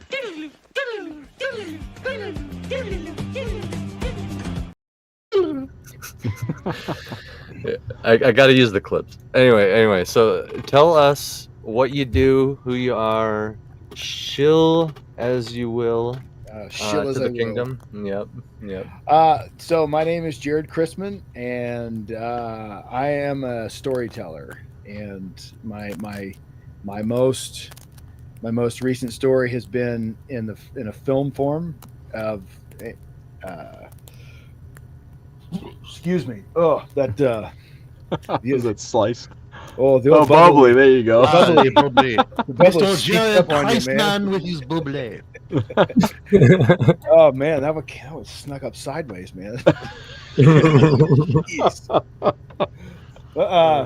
yeah, I made a movie called Missouri Breaks: The Ballad of Missouri Bill, and it's a western that I tried to shoot it in such a way that if you wanted to just watch it on face value as a western, you could appreciate it that way. Or if you wanted to dig a little deeper, there's a pretty strong allegory for addiction and recovery in there that I put in. And I'm in a past life in a different state. I was the founding member, guitar player, and vocalist for band Corpus Christi. We're on Victory Records and had a couple records and toured all over the country for a while. Victory, yeah. I listened to a couple of those old tracks a while back after you and I talked, and I was like, holy crap. It's a slightly different sound, eh? Oh, yeah. Yeah, Missouri Breaks is a pretty big departure from Corpus. I can tell you which one I like better. It's like I'm a metal fan, but I'm like a baby metal. I like power metal like a child. I like 80s hair metal, man. That's my zone. Dude, you said Victory Records, and it like took me back. I was like, oh my god. Like, isn't that Atreyu, right? Yep. Hawthorne Heights, I think. Yeah, Atreyu, Hawthorne Heights. Bro. Dude, I learned how to remember. A Day to Remember. Yeah, dude, that's where they started. Okay. Based. So when we that's like when we signed to Victory, it was like at Atreyu's peak. Yeah. Like they were just huge. It was. So we signed right after. I can't remember the name, which record it was. They did one more record with Victory, and then they jumped over to Hollywood Records after that. So like they were huge. Day to Remember was blowing up. So yeah, there's a lot we could talk about in terms of the dirty music industry. Oh yeah, dude. I'm sure you and that could be a whole nother video with just you and AC, and I could be there to like ask questions because I'm dumb. Man, yeah. Well, I'd want Justin there too. Yeah, and I used to work and like I had it on two sides because I had like that independent like underground metalcore metal scene world that I was a part of, but at the same time I worked at a music studio where I recorded I was sort of a protege to this producer, and he did everything. It was all mainstream like pop and country, and so very different elements. Yeah. So and like we had artists on Sony, Atlantic, Capitol, or Universal, and so like I had like I got to see like would they just pass off work to you guys, or? So the guy I worked for, he had a couple of like huge hits in the 80s and early 90s, and had gotten to a point where he didn't have to record anybody that he didn't also manage. And so he had an artist management firm, and we also, by the time I was working there, we only recorded people that he had an artist or like either an artist development deal with or a management deal with. And so it's cool to see. I got to see both sides of it, and it was like it was a job that he, being in the music industry, like he let me go on tour and then come back and still have a job. So I could go out on tour, be gone for a month or two, come back, go right back to work. So you were a musician who didn't have to be homeless for like half the year. Right. But it's funny, like I still ended up homeless. So yeah, no, that's being a musician, hilarious. No. While you're not wrong, being a musician is willingly being homeless. Like that. That's what that's what touring in a van is. I mean, it's not until you get like a tour bus or like like a yacht on wheels. You know the bands I'm talking about. Mm-hmm. Yeah. But even then, do you have a home? I mean, that becomes your home when you're that big. But it's like I always imagine like rap or metal or rock, or even pop. I think if you raid any of those tour buses for any given group, most of the time, how illegal is it going to be in there? Pretty bad, I imagine. Like most of them are going to be pretty damn bad. It really depends. Yep. It really depends on the band. Like the funny thing is like most buses, most of those buses that I've been on, just hanging out with friends, or just in a group that's hanging out with the band or whatever it is, like there's a lot of booze. There's a lot of booze and like drunk groupies, but that's about it. Mm-hmm. And it's like, and the thing is, like on those big tours, but like big tours, like big festivals, like the sketchy buses, like I'm not going over there to that part of the parking lot. I don't think, and it's like everybody knows, and like you just make up your own mind if you're going to go to that corner or not. And I learned at a very young age. It wasn't music related at all. I was just a very like conservative, very goody two shoes Christian kid who went to public school for the first time in 9th grade. Went to one high school party and never again, because it was a very shocking amount of stuff that was going on just at that party, even at that age. And stuff like that, I'll tell some adults now, and they'll still be shocked by things I saw there.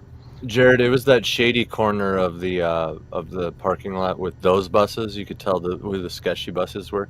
It was that shady corner of the fleet, we'll call it, that was actually willing to let an outsider like me in, like at Warped Tour. I've never paid for a year at Warped Tour. I somehow always like find a way in. One year I traded like an old BMX bike to a member of War with me for a gift. That's awesome.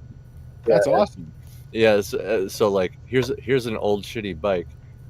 thanks for the guest list, you know. But then, like, you know, it's not hard to get into that shady corner either. It's literally, you can just walk up. They don't know who you are. You're by yourself. They all look up at you. It's like an awkward moment for a second, and then you could just like pull out a doobie and light it and be like, "What's up, guys?" Or you could have a 6-pack of beer and then pop one open and be like, "Anybody want a beer?" And then and suddenly it's like you were always friends, you know. So it's not that. I mean, as scary as it is, they for sure, that's where like the addicts and some of the really bad people definitely are. But like a lot of the people are just dudes too. I would even say most of them, most of them, even like on those buses, like still most of those people are just like us. Like they're just bro, at that same time, one year I got onto I was chilling on Volumes tour bus. Yep. The band Volumes, and is that pre or post Mike Terry? It was pre. It was pre. I got to meet both of them at once. It was cool because the one guy did not have a phone or social media. He was literally 50% of the vocals and one of the faces, and dude was not connected to anything. I didn't have a MySpace. He wasn't really part of the scene. No phone. Like, what the hell? Weird. Do you just use somebody else's phone to call mom or something? Like, whoa, what the fuck? I think they have to like do some sort of smoke signal to get him to come out of his cabin in the woods when it's time to perform. He's the current vocalist. He's the current vocalist now, I believe. So like they cut him out probably because he didn't have a phone or social media, so it was just an easy slice to get a bigger piece of the pie. I'm sure. I don't know the nuances there, but they brought another guy in who was kind of like a pretty boy, the face of it, singing, you know. So they replaced 50% of the screaming with now singing, and then now a bunch of extra stuff happened. Both of those guys are gone, and they brought the guy that didn't have social media before back as the front, and it's like the underdog one, you know. It's like the underdog one. Well, it's like that they seem to do that in bands back in the day. Like I remember the band Accept, they got rid of Udo and replaced him with a very good singer, but obviously like, hey, we want a singer who doesn't look like the troll from Lord of the Rings. Yeah, but some people do want wrong that. choice. Now, Jarrod, do you ever miss touring? I know you still get to perform music and still get to create, but the touring aspect, is that something that you're like, nope, I'm glad it's in the rearview window, or is it fun enough that you're like, if I had the chance in the right circumstances, that would be cool. I'd be back on the bus or back in the caravan. Well, you got a family now too. That might change. Sure. Yeah. Like I don't miss the drive. Like, the shows are always fun. Like shows are always fun. That's always going to be fun. That's like 2% of touring. The other 98% of touring is prep, travel, and bullshit. Awful. Especially like if you're on a big tour with you're on a big tour where the tour is routed by your headliners according to your headliner's bus. So you're in a van or you're in an RV, but you're making 13-hour drives every night because because for the headliner, like, they're not loading their own gear and they're not driving. They're just walking off the stage, getting on the bus and rolling out. And so they're making the big bucks, and they set the schedule because they have people to help them with the extra stuff, and so you guys don't have that same support. And you're like as soon as the last song's over, you're scrambling to get your merch torn down, shucked in the van, so you can hit the road immediately because you're gonna have to like two stage drive it. Yeah, you need some of them McChickens. Yep. Oh yeah. Back when there was a legit dollar menu. Yeah. But no, so like also who do bands get to take pictures of them? Because every musician I know has great pictures of themselves on stage. I'm like, that's so cool. I wish I can't do anything, but I wish I could have a picture like that. There's superheroes that come out of the woodwork at concerts. And these are people who just like, they're the last like true photographers in the world. They don't use their cell phone. They show up with a real camera. That's how you know they're legit. Maybe some of them have a special pass, but like, most of them will even just pay for a ticket and happen to bring their camera because they're a photographer. And that's what they're looking for. They're trying to get the most flattering shot of you that they can for their own thing. Like a then pinnacle moment kind of thing. Yeah, all of our pictures, all of our best pictures from live shows were all that way. We just like an independent photographer is like, hey man, I'm shooting the thing. Let me get your email address and I'll hit you up when I get them all done. They'd send it to us, and that's super cool. It was awesome. It's a whole ecosystem because how much is you're a photographer, right?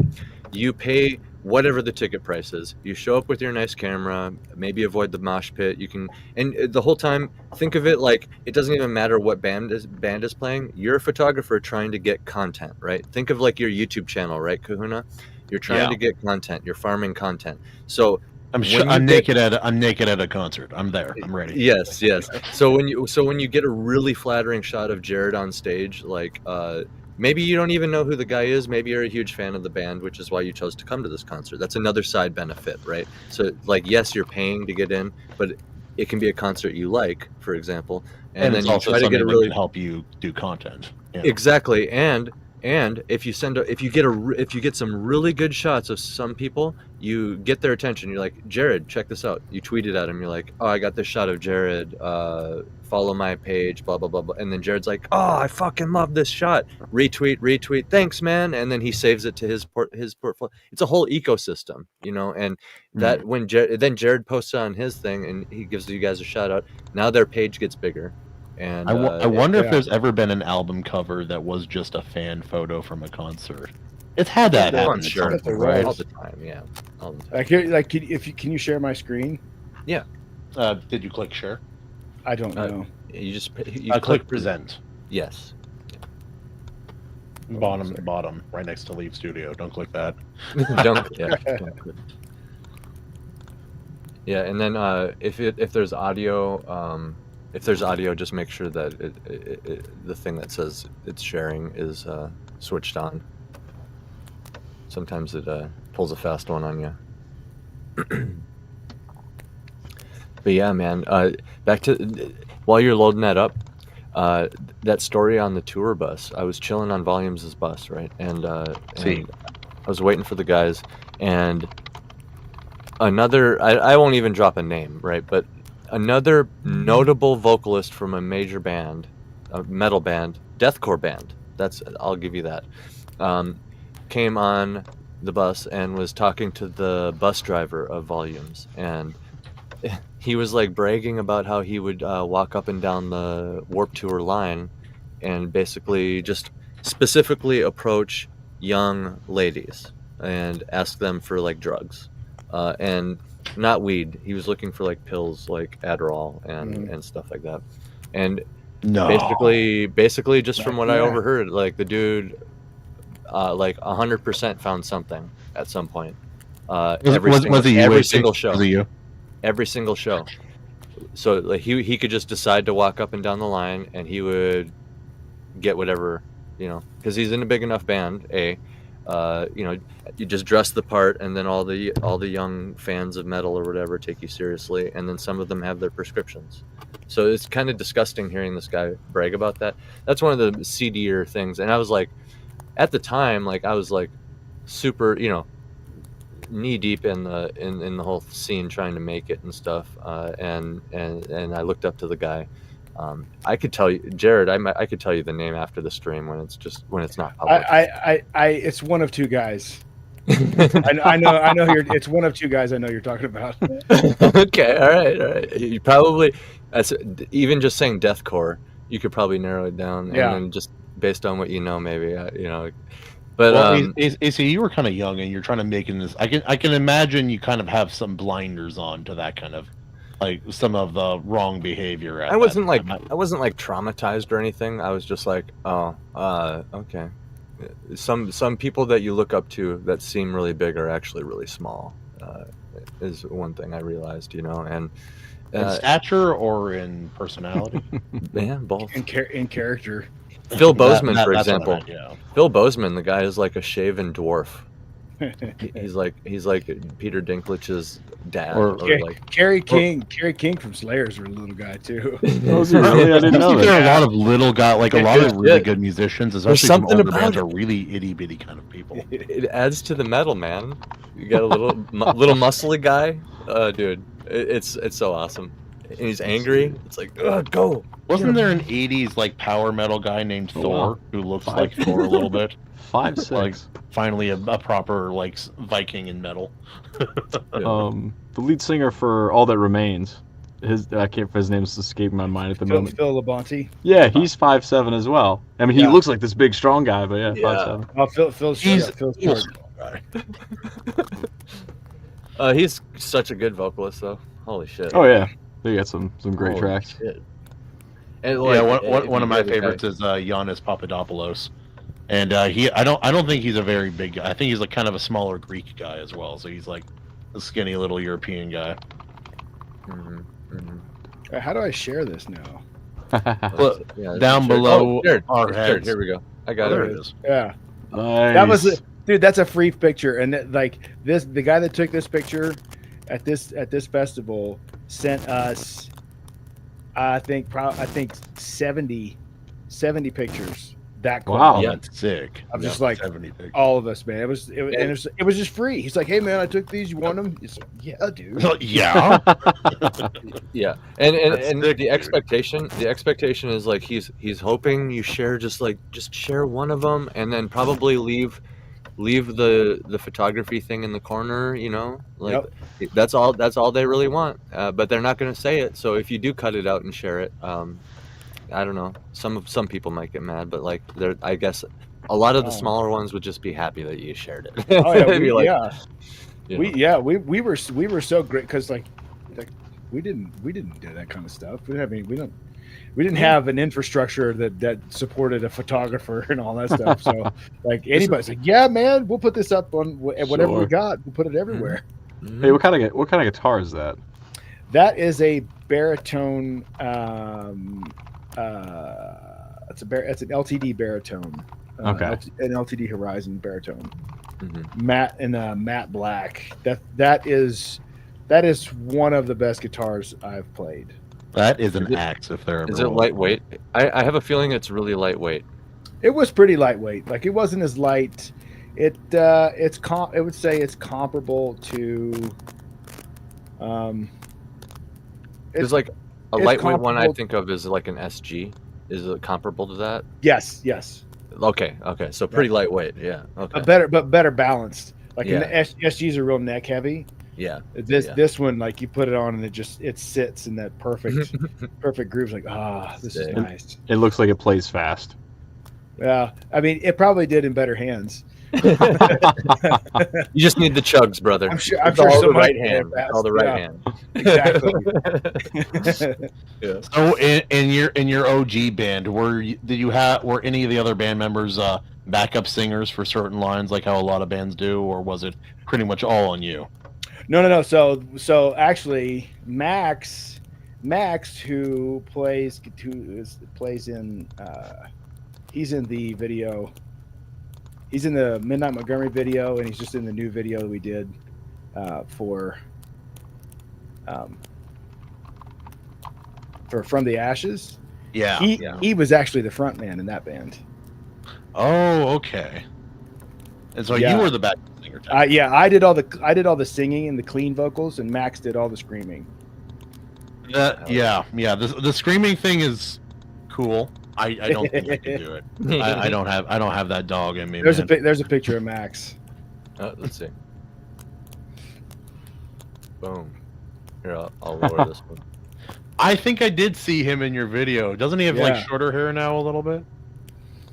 No, he's still rocking it. But Good for him, man. Yeah. No, Max is my spirit animal, man. Like I will make up something, like in any kind of project, any kind of creative project I'm doing, I will make something up just to have Max involved. And so it's like, hey man, you want to come out and play guitar in this in Missouri, in this Missouri Breaks video? And when we did Midnight Montgomery, And then like he came to the studio with me when we recorded From the Ashes for Missouri Breaks, because he has one of the most natural ears for vocal harmonies that I've ever experienced. Like I've like he just hears harmonies that aren't they're not a common harmony, and it's just and he just has a knack for it. And so I was like, dude, give me some harmonies here. Let's go. What do you got? And That's sick. And so yeah, he wrote several harmonies in From the Ashes that ended up on the track. Beautiful. Yeah, I have this idea for a video for a bunch of albums recently. Basically, like pick out my favorite and maybe least favorite songs. And I did that for one of Justin's albums a while back. And it's funny because all of his favorite songs were my least favorite songs. It happens. It's fine. But yeah, no, I like with your last album, I was going through, I'm like, I don't know if I could pick a least favorite. It's like just like what like, but as far as favorites, it's so hard, dude. They're all bangers, honestly. You talking about me, Missouri Breaks, or Evaleighmusic? No, you for the last part, yeah. Oh, okay. Well, thank you. It's like, wait a minute. Do I say thanks? Am I a dick? I'm either going to be a dick for not saying thank you, or a pretentious prick for taking for accepting thanks for Evaleigh's. That woman at the award ceremony who accepted the award when she lost. Actually, that happened in Zoolander, which we had to watch it just recently. That's a fun one. I think we're gonna watch that again pretty soon, boys. That one's so good. Next week, I think, right? What is That's this? next A week, house right? for ants? Yeah, that's the 5th. Yep. That's probably the most quoted in my circle of friends. That was the most quoted Ben Stiller movie of all his movies. That's impressive. I think for me it was probably Meet the Parents or Meet the Fockers when I was growing up. Yeah, but those movies are so funny. I got a question for you with well, I got nipples break. Can you milk me? With Missouri Breaks, obviously the movie, you started off making the music videos, right, and then it kind of evolved into let's just make a movie, and it kind of played off of it really well because the music fits the soundtrack of the vibe. Is that something that you're going to try to do for your next film, or is that kind of that was a special thing, and Missouri Breaks will now go forward as the band doing its own stuff, and the movie will be separate? What's the game plan there? Yeah. So the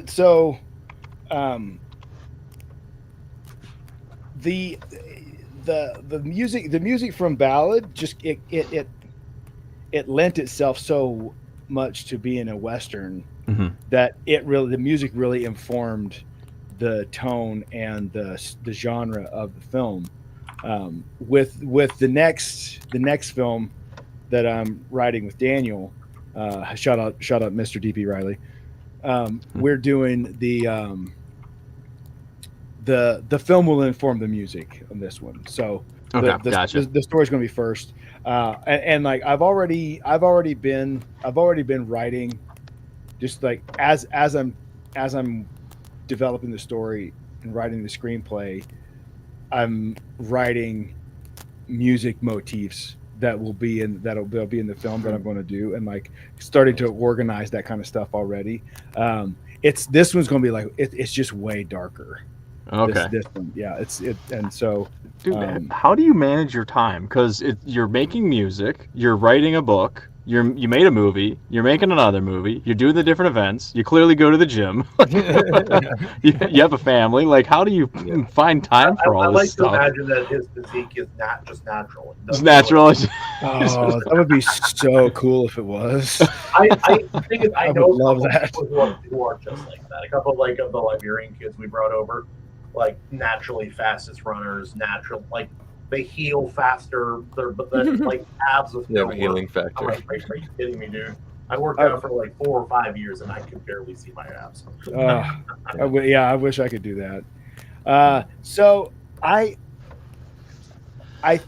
think a large part of how I'm able to do this, and well, first of all, let's dispense with any presupposition that I'm a well-balanced individual. and like or like in any way am I like do I have things dialed in on, The picture of health like, and balance.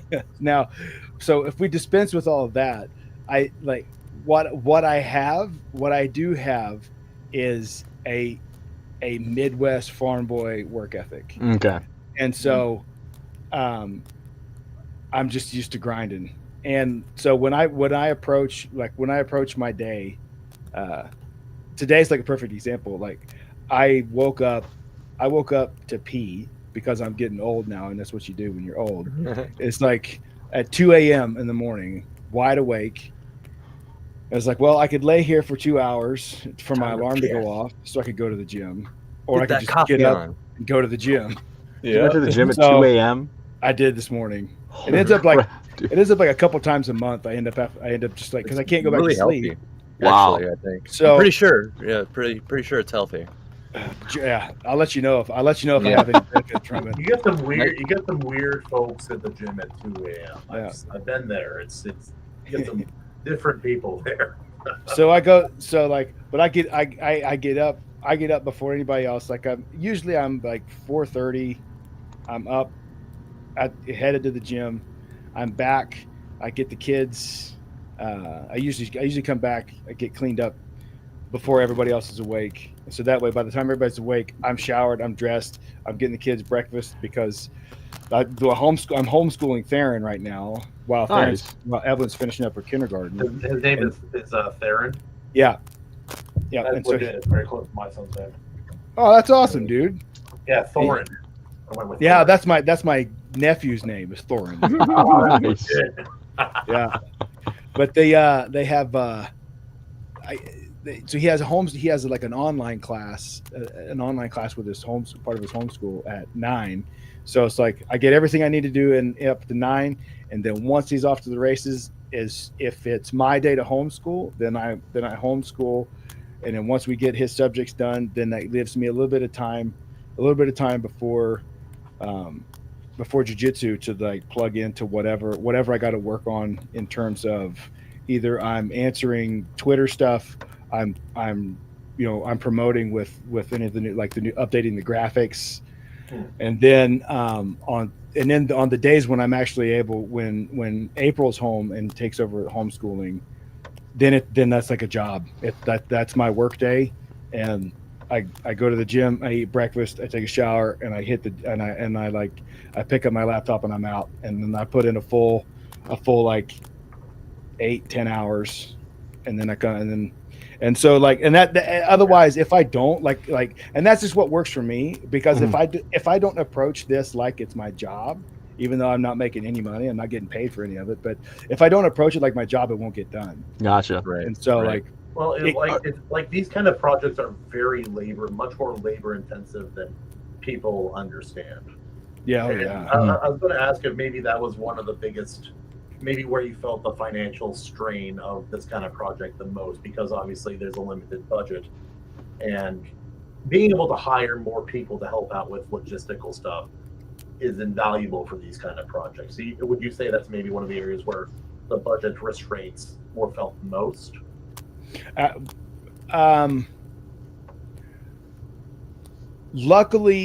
Luckily for this one, it wasn't in the personnel, because like I just have a great group of friends that were willing to volunteer, and I just surrounded by these amazing people. Like everybody that worked on this film except for one person volunteered all of their time. Yeah, I've been involved in a couple of indie movie projects before. It's a great blessing if you're able to have that group. Oh my gosh, and everybody was happy to do it, and then thanked me when it was over. Like after awesome. the thing, was like, "Are you kidding me? To thank you? Yeah. What are you talking about? Thank you." And so where I did feel the limitations of the budget was in the things I wasn't able to shoot. Yeah. And because there were two scenes that I wanted to there were a couple conversations that plot elements that had to be taken care of in dialogue. Mhm. I wanted to shoot a full scene. It just to pull it off. I just couldn't afford it. And so, you know, and then so like, which I mean, on one hand, like, I enjoy the challenge of having to do that via dialogue without it being just excessively boring. And like that is because it's hard. It's like, okay, I don't have the money for this big set piece right here, and so how do I make this compelling and tell the story without putting somebody to sleep?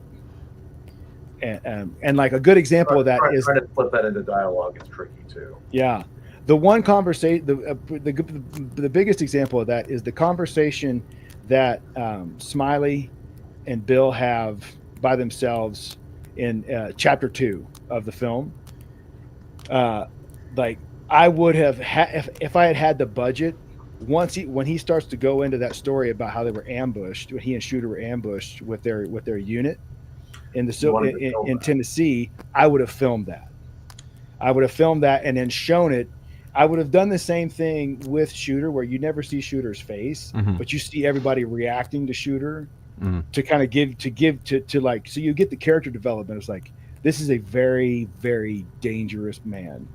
And you know, I noticed how you weren't showing his face the entire film. Like that's nice. That's nice. Thanks, man. Some people hate it. Some people like it. It's not for everybody. I personally love it. Well, yeah, that's cool. Jaws. You don't show Jaws right away. See, okay. Those people who don't like it, like, yeah, obviously there's going to be people who don't like everything. There's going to be people who don't. There's everything. You can name anything. There's going to be people who don't like it. Just like there's going to be people who blindly love it. But the reason I think it's good and why I propose that it's actually like high quality and like just like a very good thing, you're doing it on purpose. You're trying to do something, right? A lot of these things, we were just talking earlier about stupid characters, you know, like sympathetic villains, checking boxes, nothing is creative anymore, they're all the same, blah blah blah blah blah. When's the last thing that what's the last movie that came out that did something like hiding a character's face the entire time on purpose? And you're doing it kind of in a mysterious way too, where it's like, yeah, these shots we could see his face, but oh look, you didn't see his face. You know what I mean? And it's kind of like playing with the audience a little bit, but they almost know the whole time that they're not gonna, even though there's a little part of them that maybe hopes that there's a reveal at the end or something. But my whole point, movies nowadays, they're not trying to do like that special thing. They're not, you know, like, right. Well, look at that. They even go the other way. They reveal too much. There's no mystery. Like, look at the Halo TV show. Yeah, that's a bad example, or a perfect example of what not to do. Well, the actors also, the actors freaking petition to like have more FaceTime and stuff. So they're like letting the actors write or like collab. And it's weird. It's kind of weird. Like, it's kind of like letting the police write, like weigh in on the laws or like write the laws, I guess. Yeah. Like, I don't know. It's like it's like letting it's more like letting the criminals write the law. Yep. So how much work do you guys want to do today? You know what I mean? Like, thanks for coming to work. What do you want to do? Isn't it Congress who can decide like their own what they get paid or something? I'm like, how does that work? That doesn't seem like you guys should get to decide that. I don't think.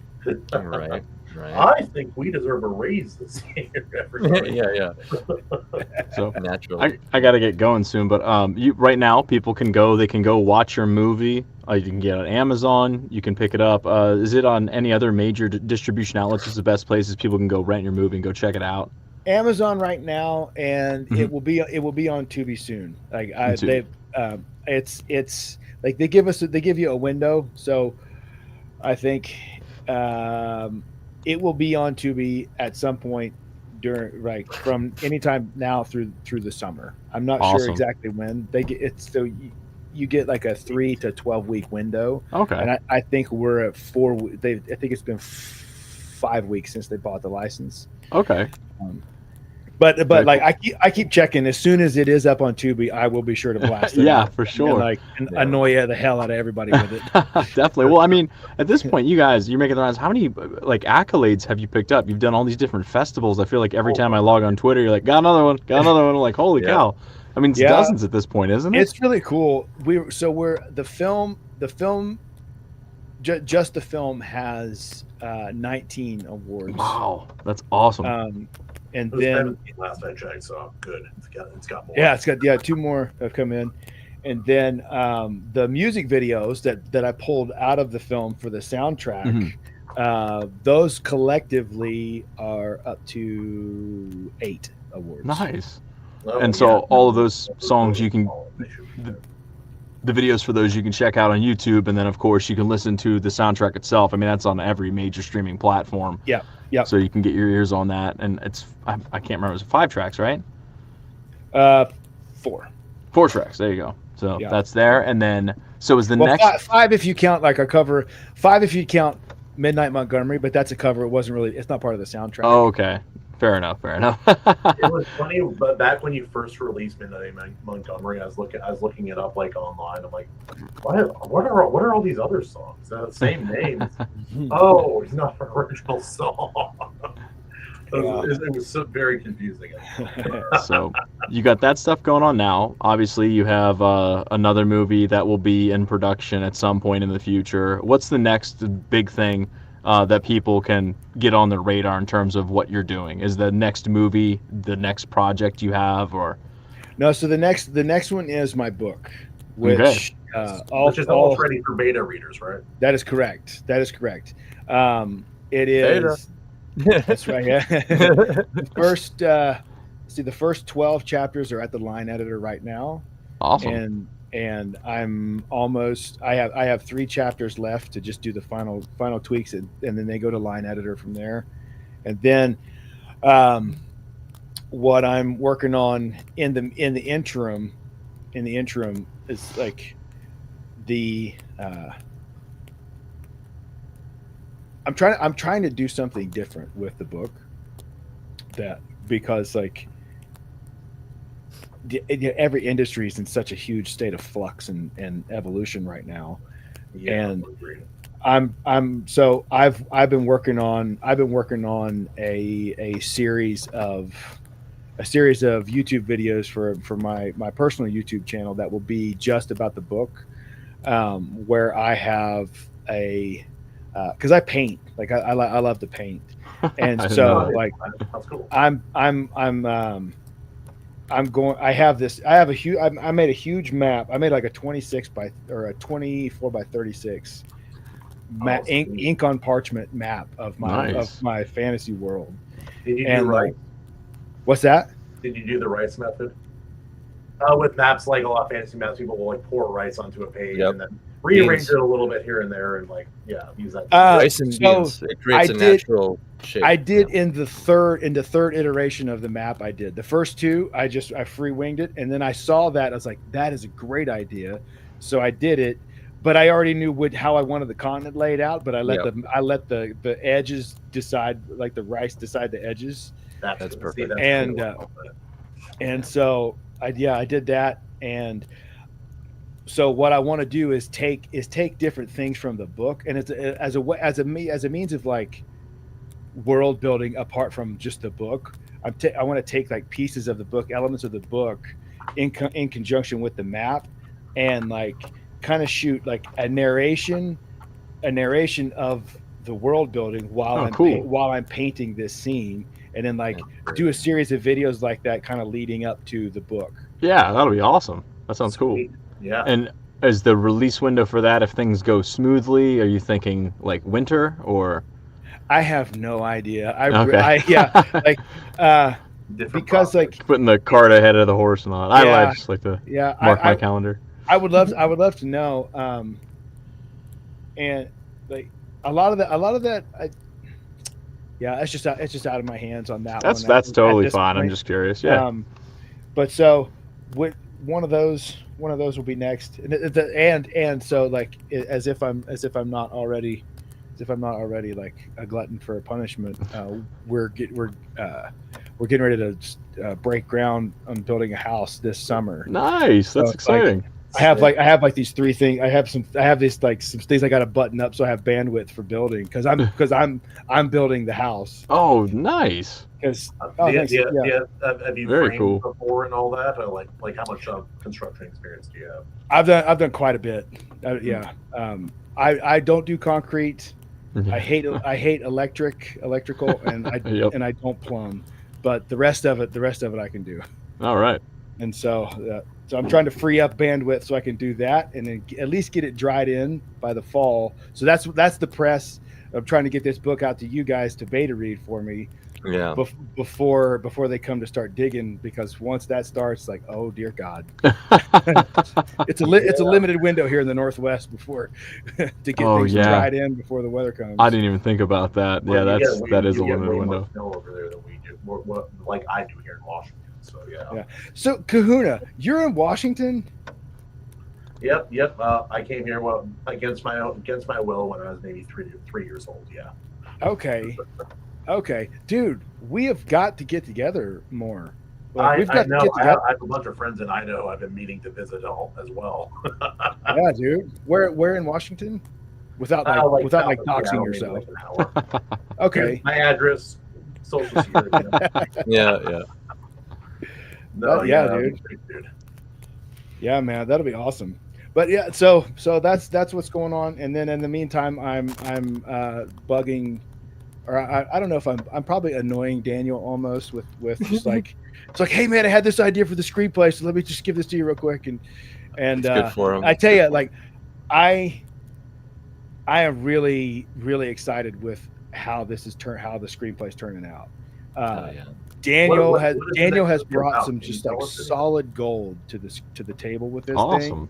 One of his a character that he came up with is like, oh, it's so good. It's so good. Sometimes awesome. It can, even if it's like, I'm not saying this is what it is, but like, even if it's just a single character, that can add so much to a story. Like, there's every single one of my stories. Well, that's what makes it a good character is if you try to remove it, it affects everything. Yeah. But I digress. Like, yeah. Like a good character, just it feels so good when it exists.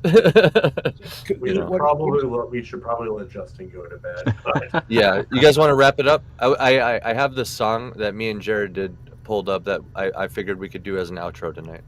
Hell yeah, dude. Yeah. Let it rip. Yeah. And then Jarrod, after the show, if you want to react to that thing, yeah, for sure.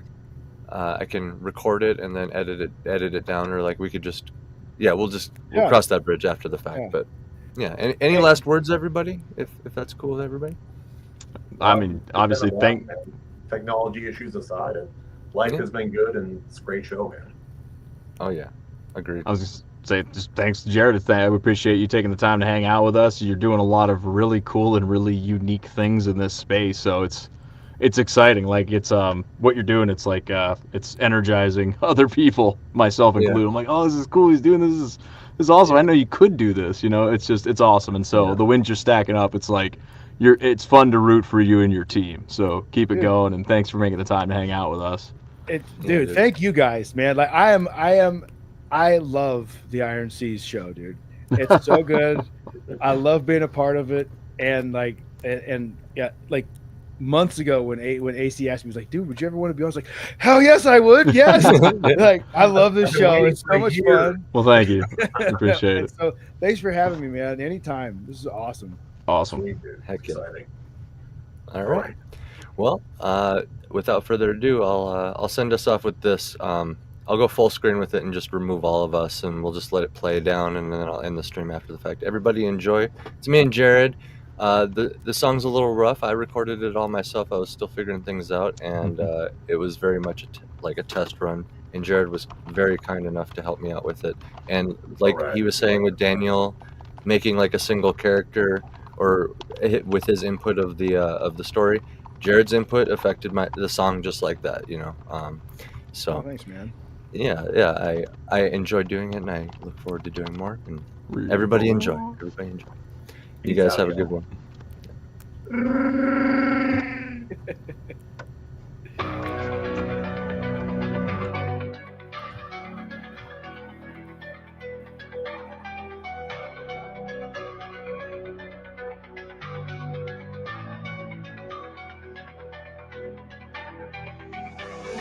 It's like I took my first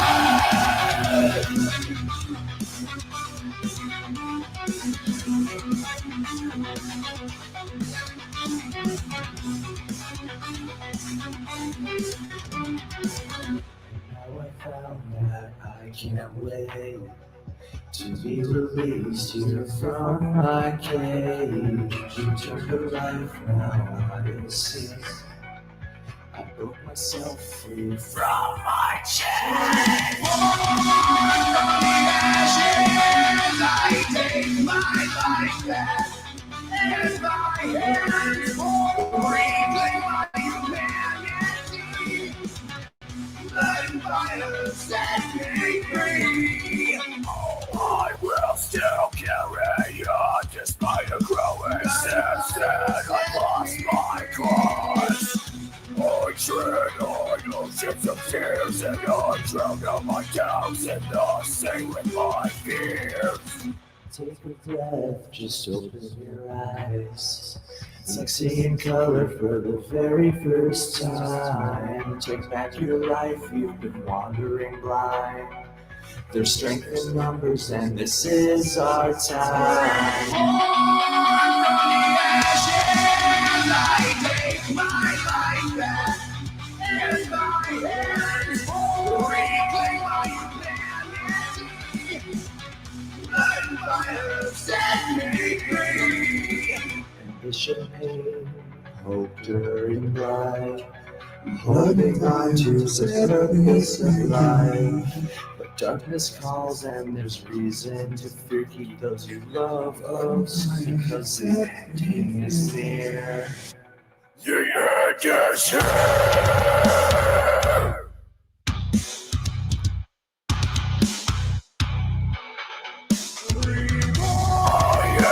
Return to show me on what's possible. Rise from the dead, my brethren. It's time for you to come home. The souls that are scorned and in darkness reborn, soar beyond what is known. Blood and fire set me free.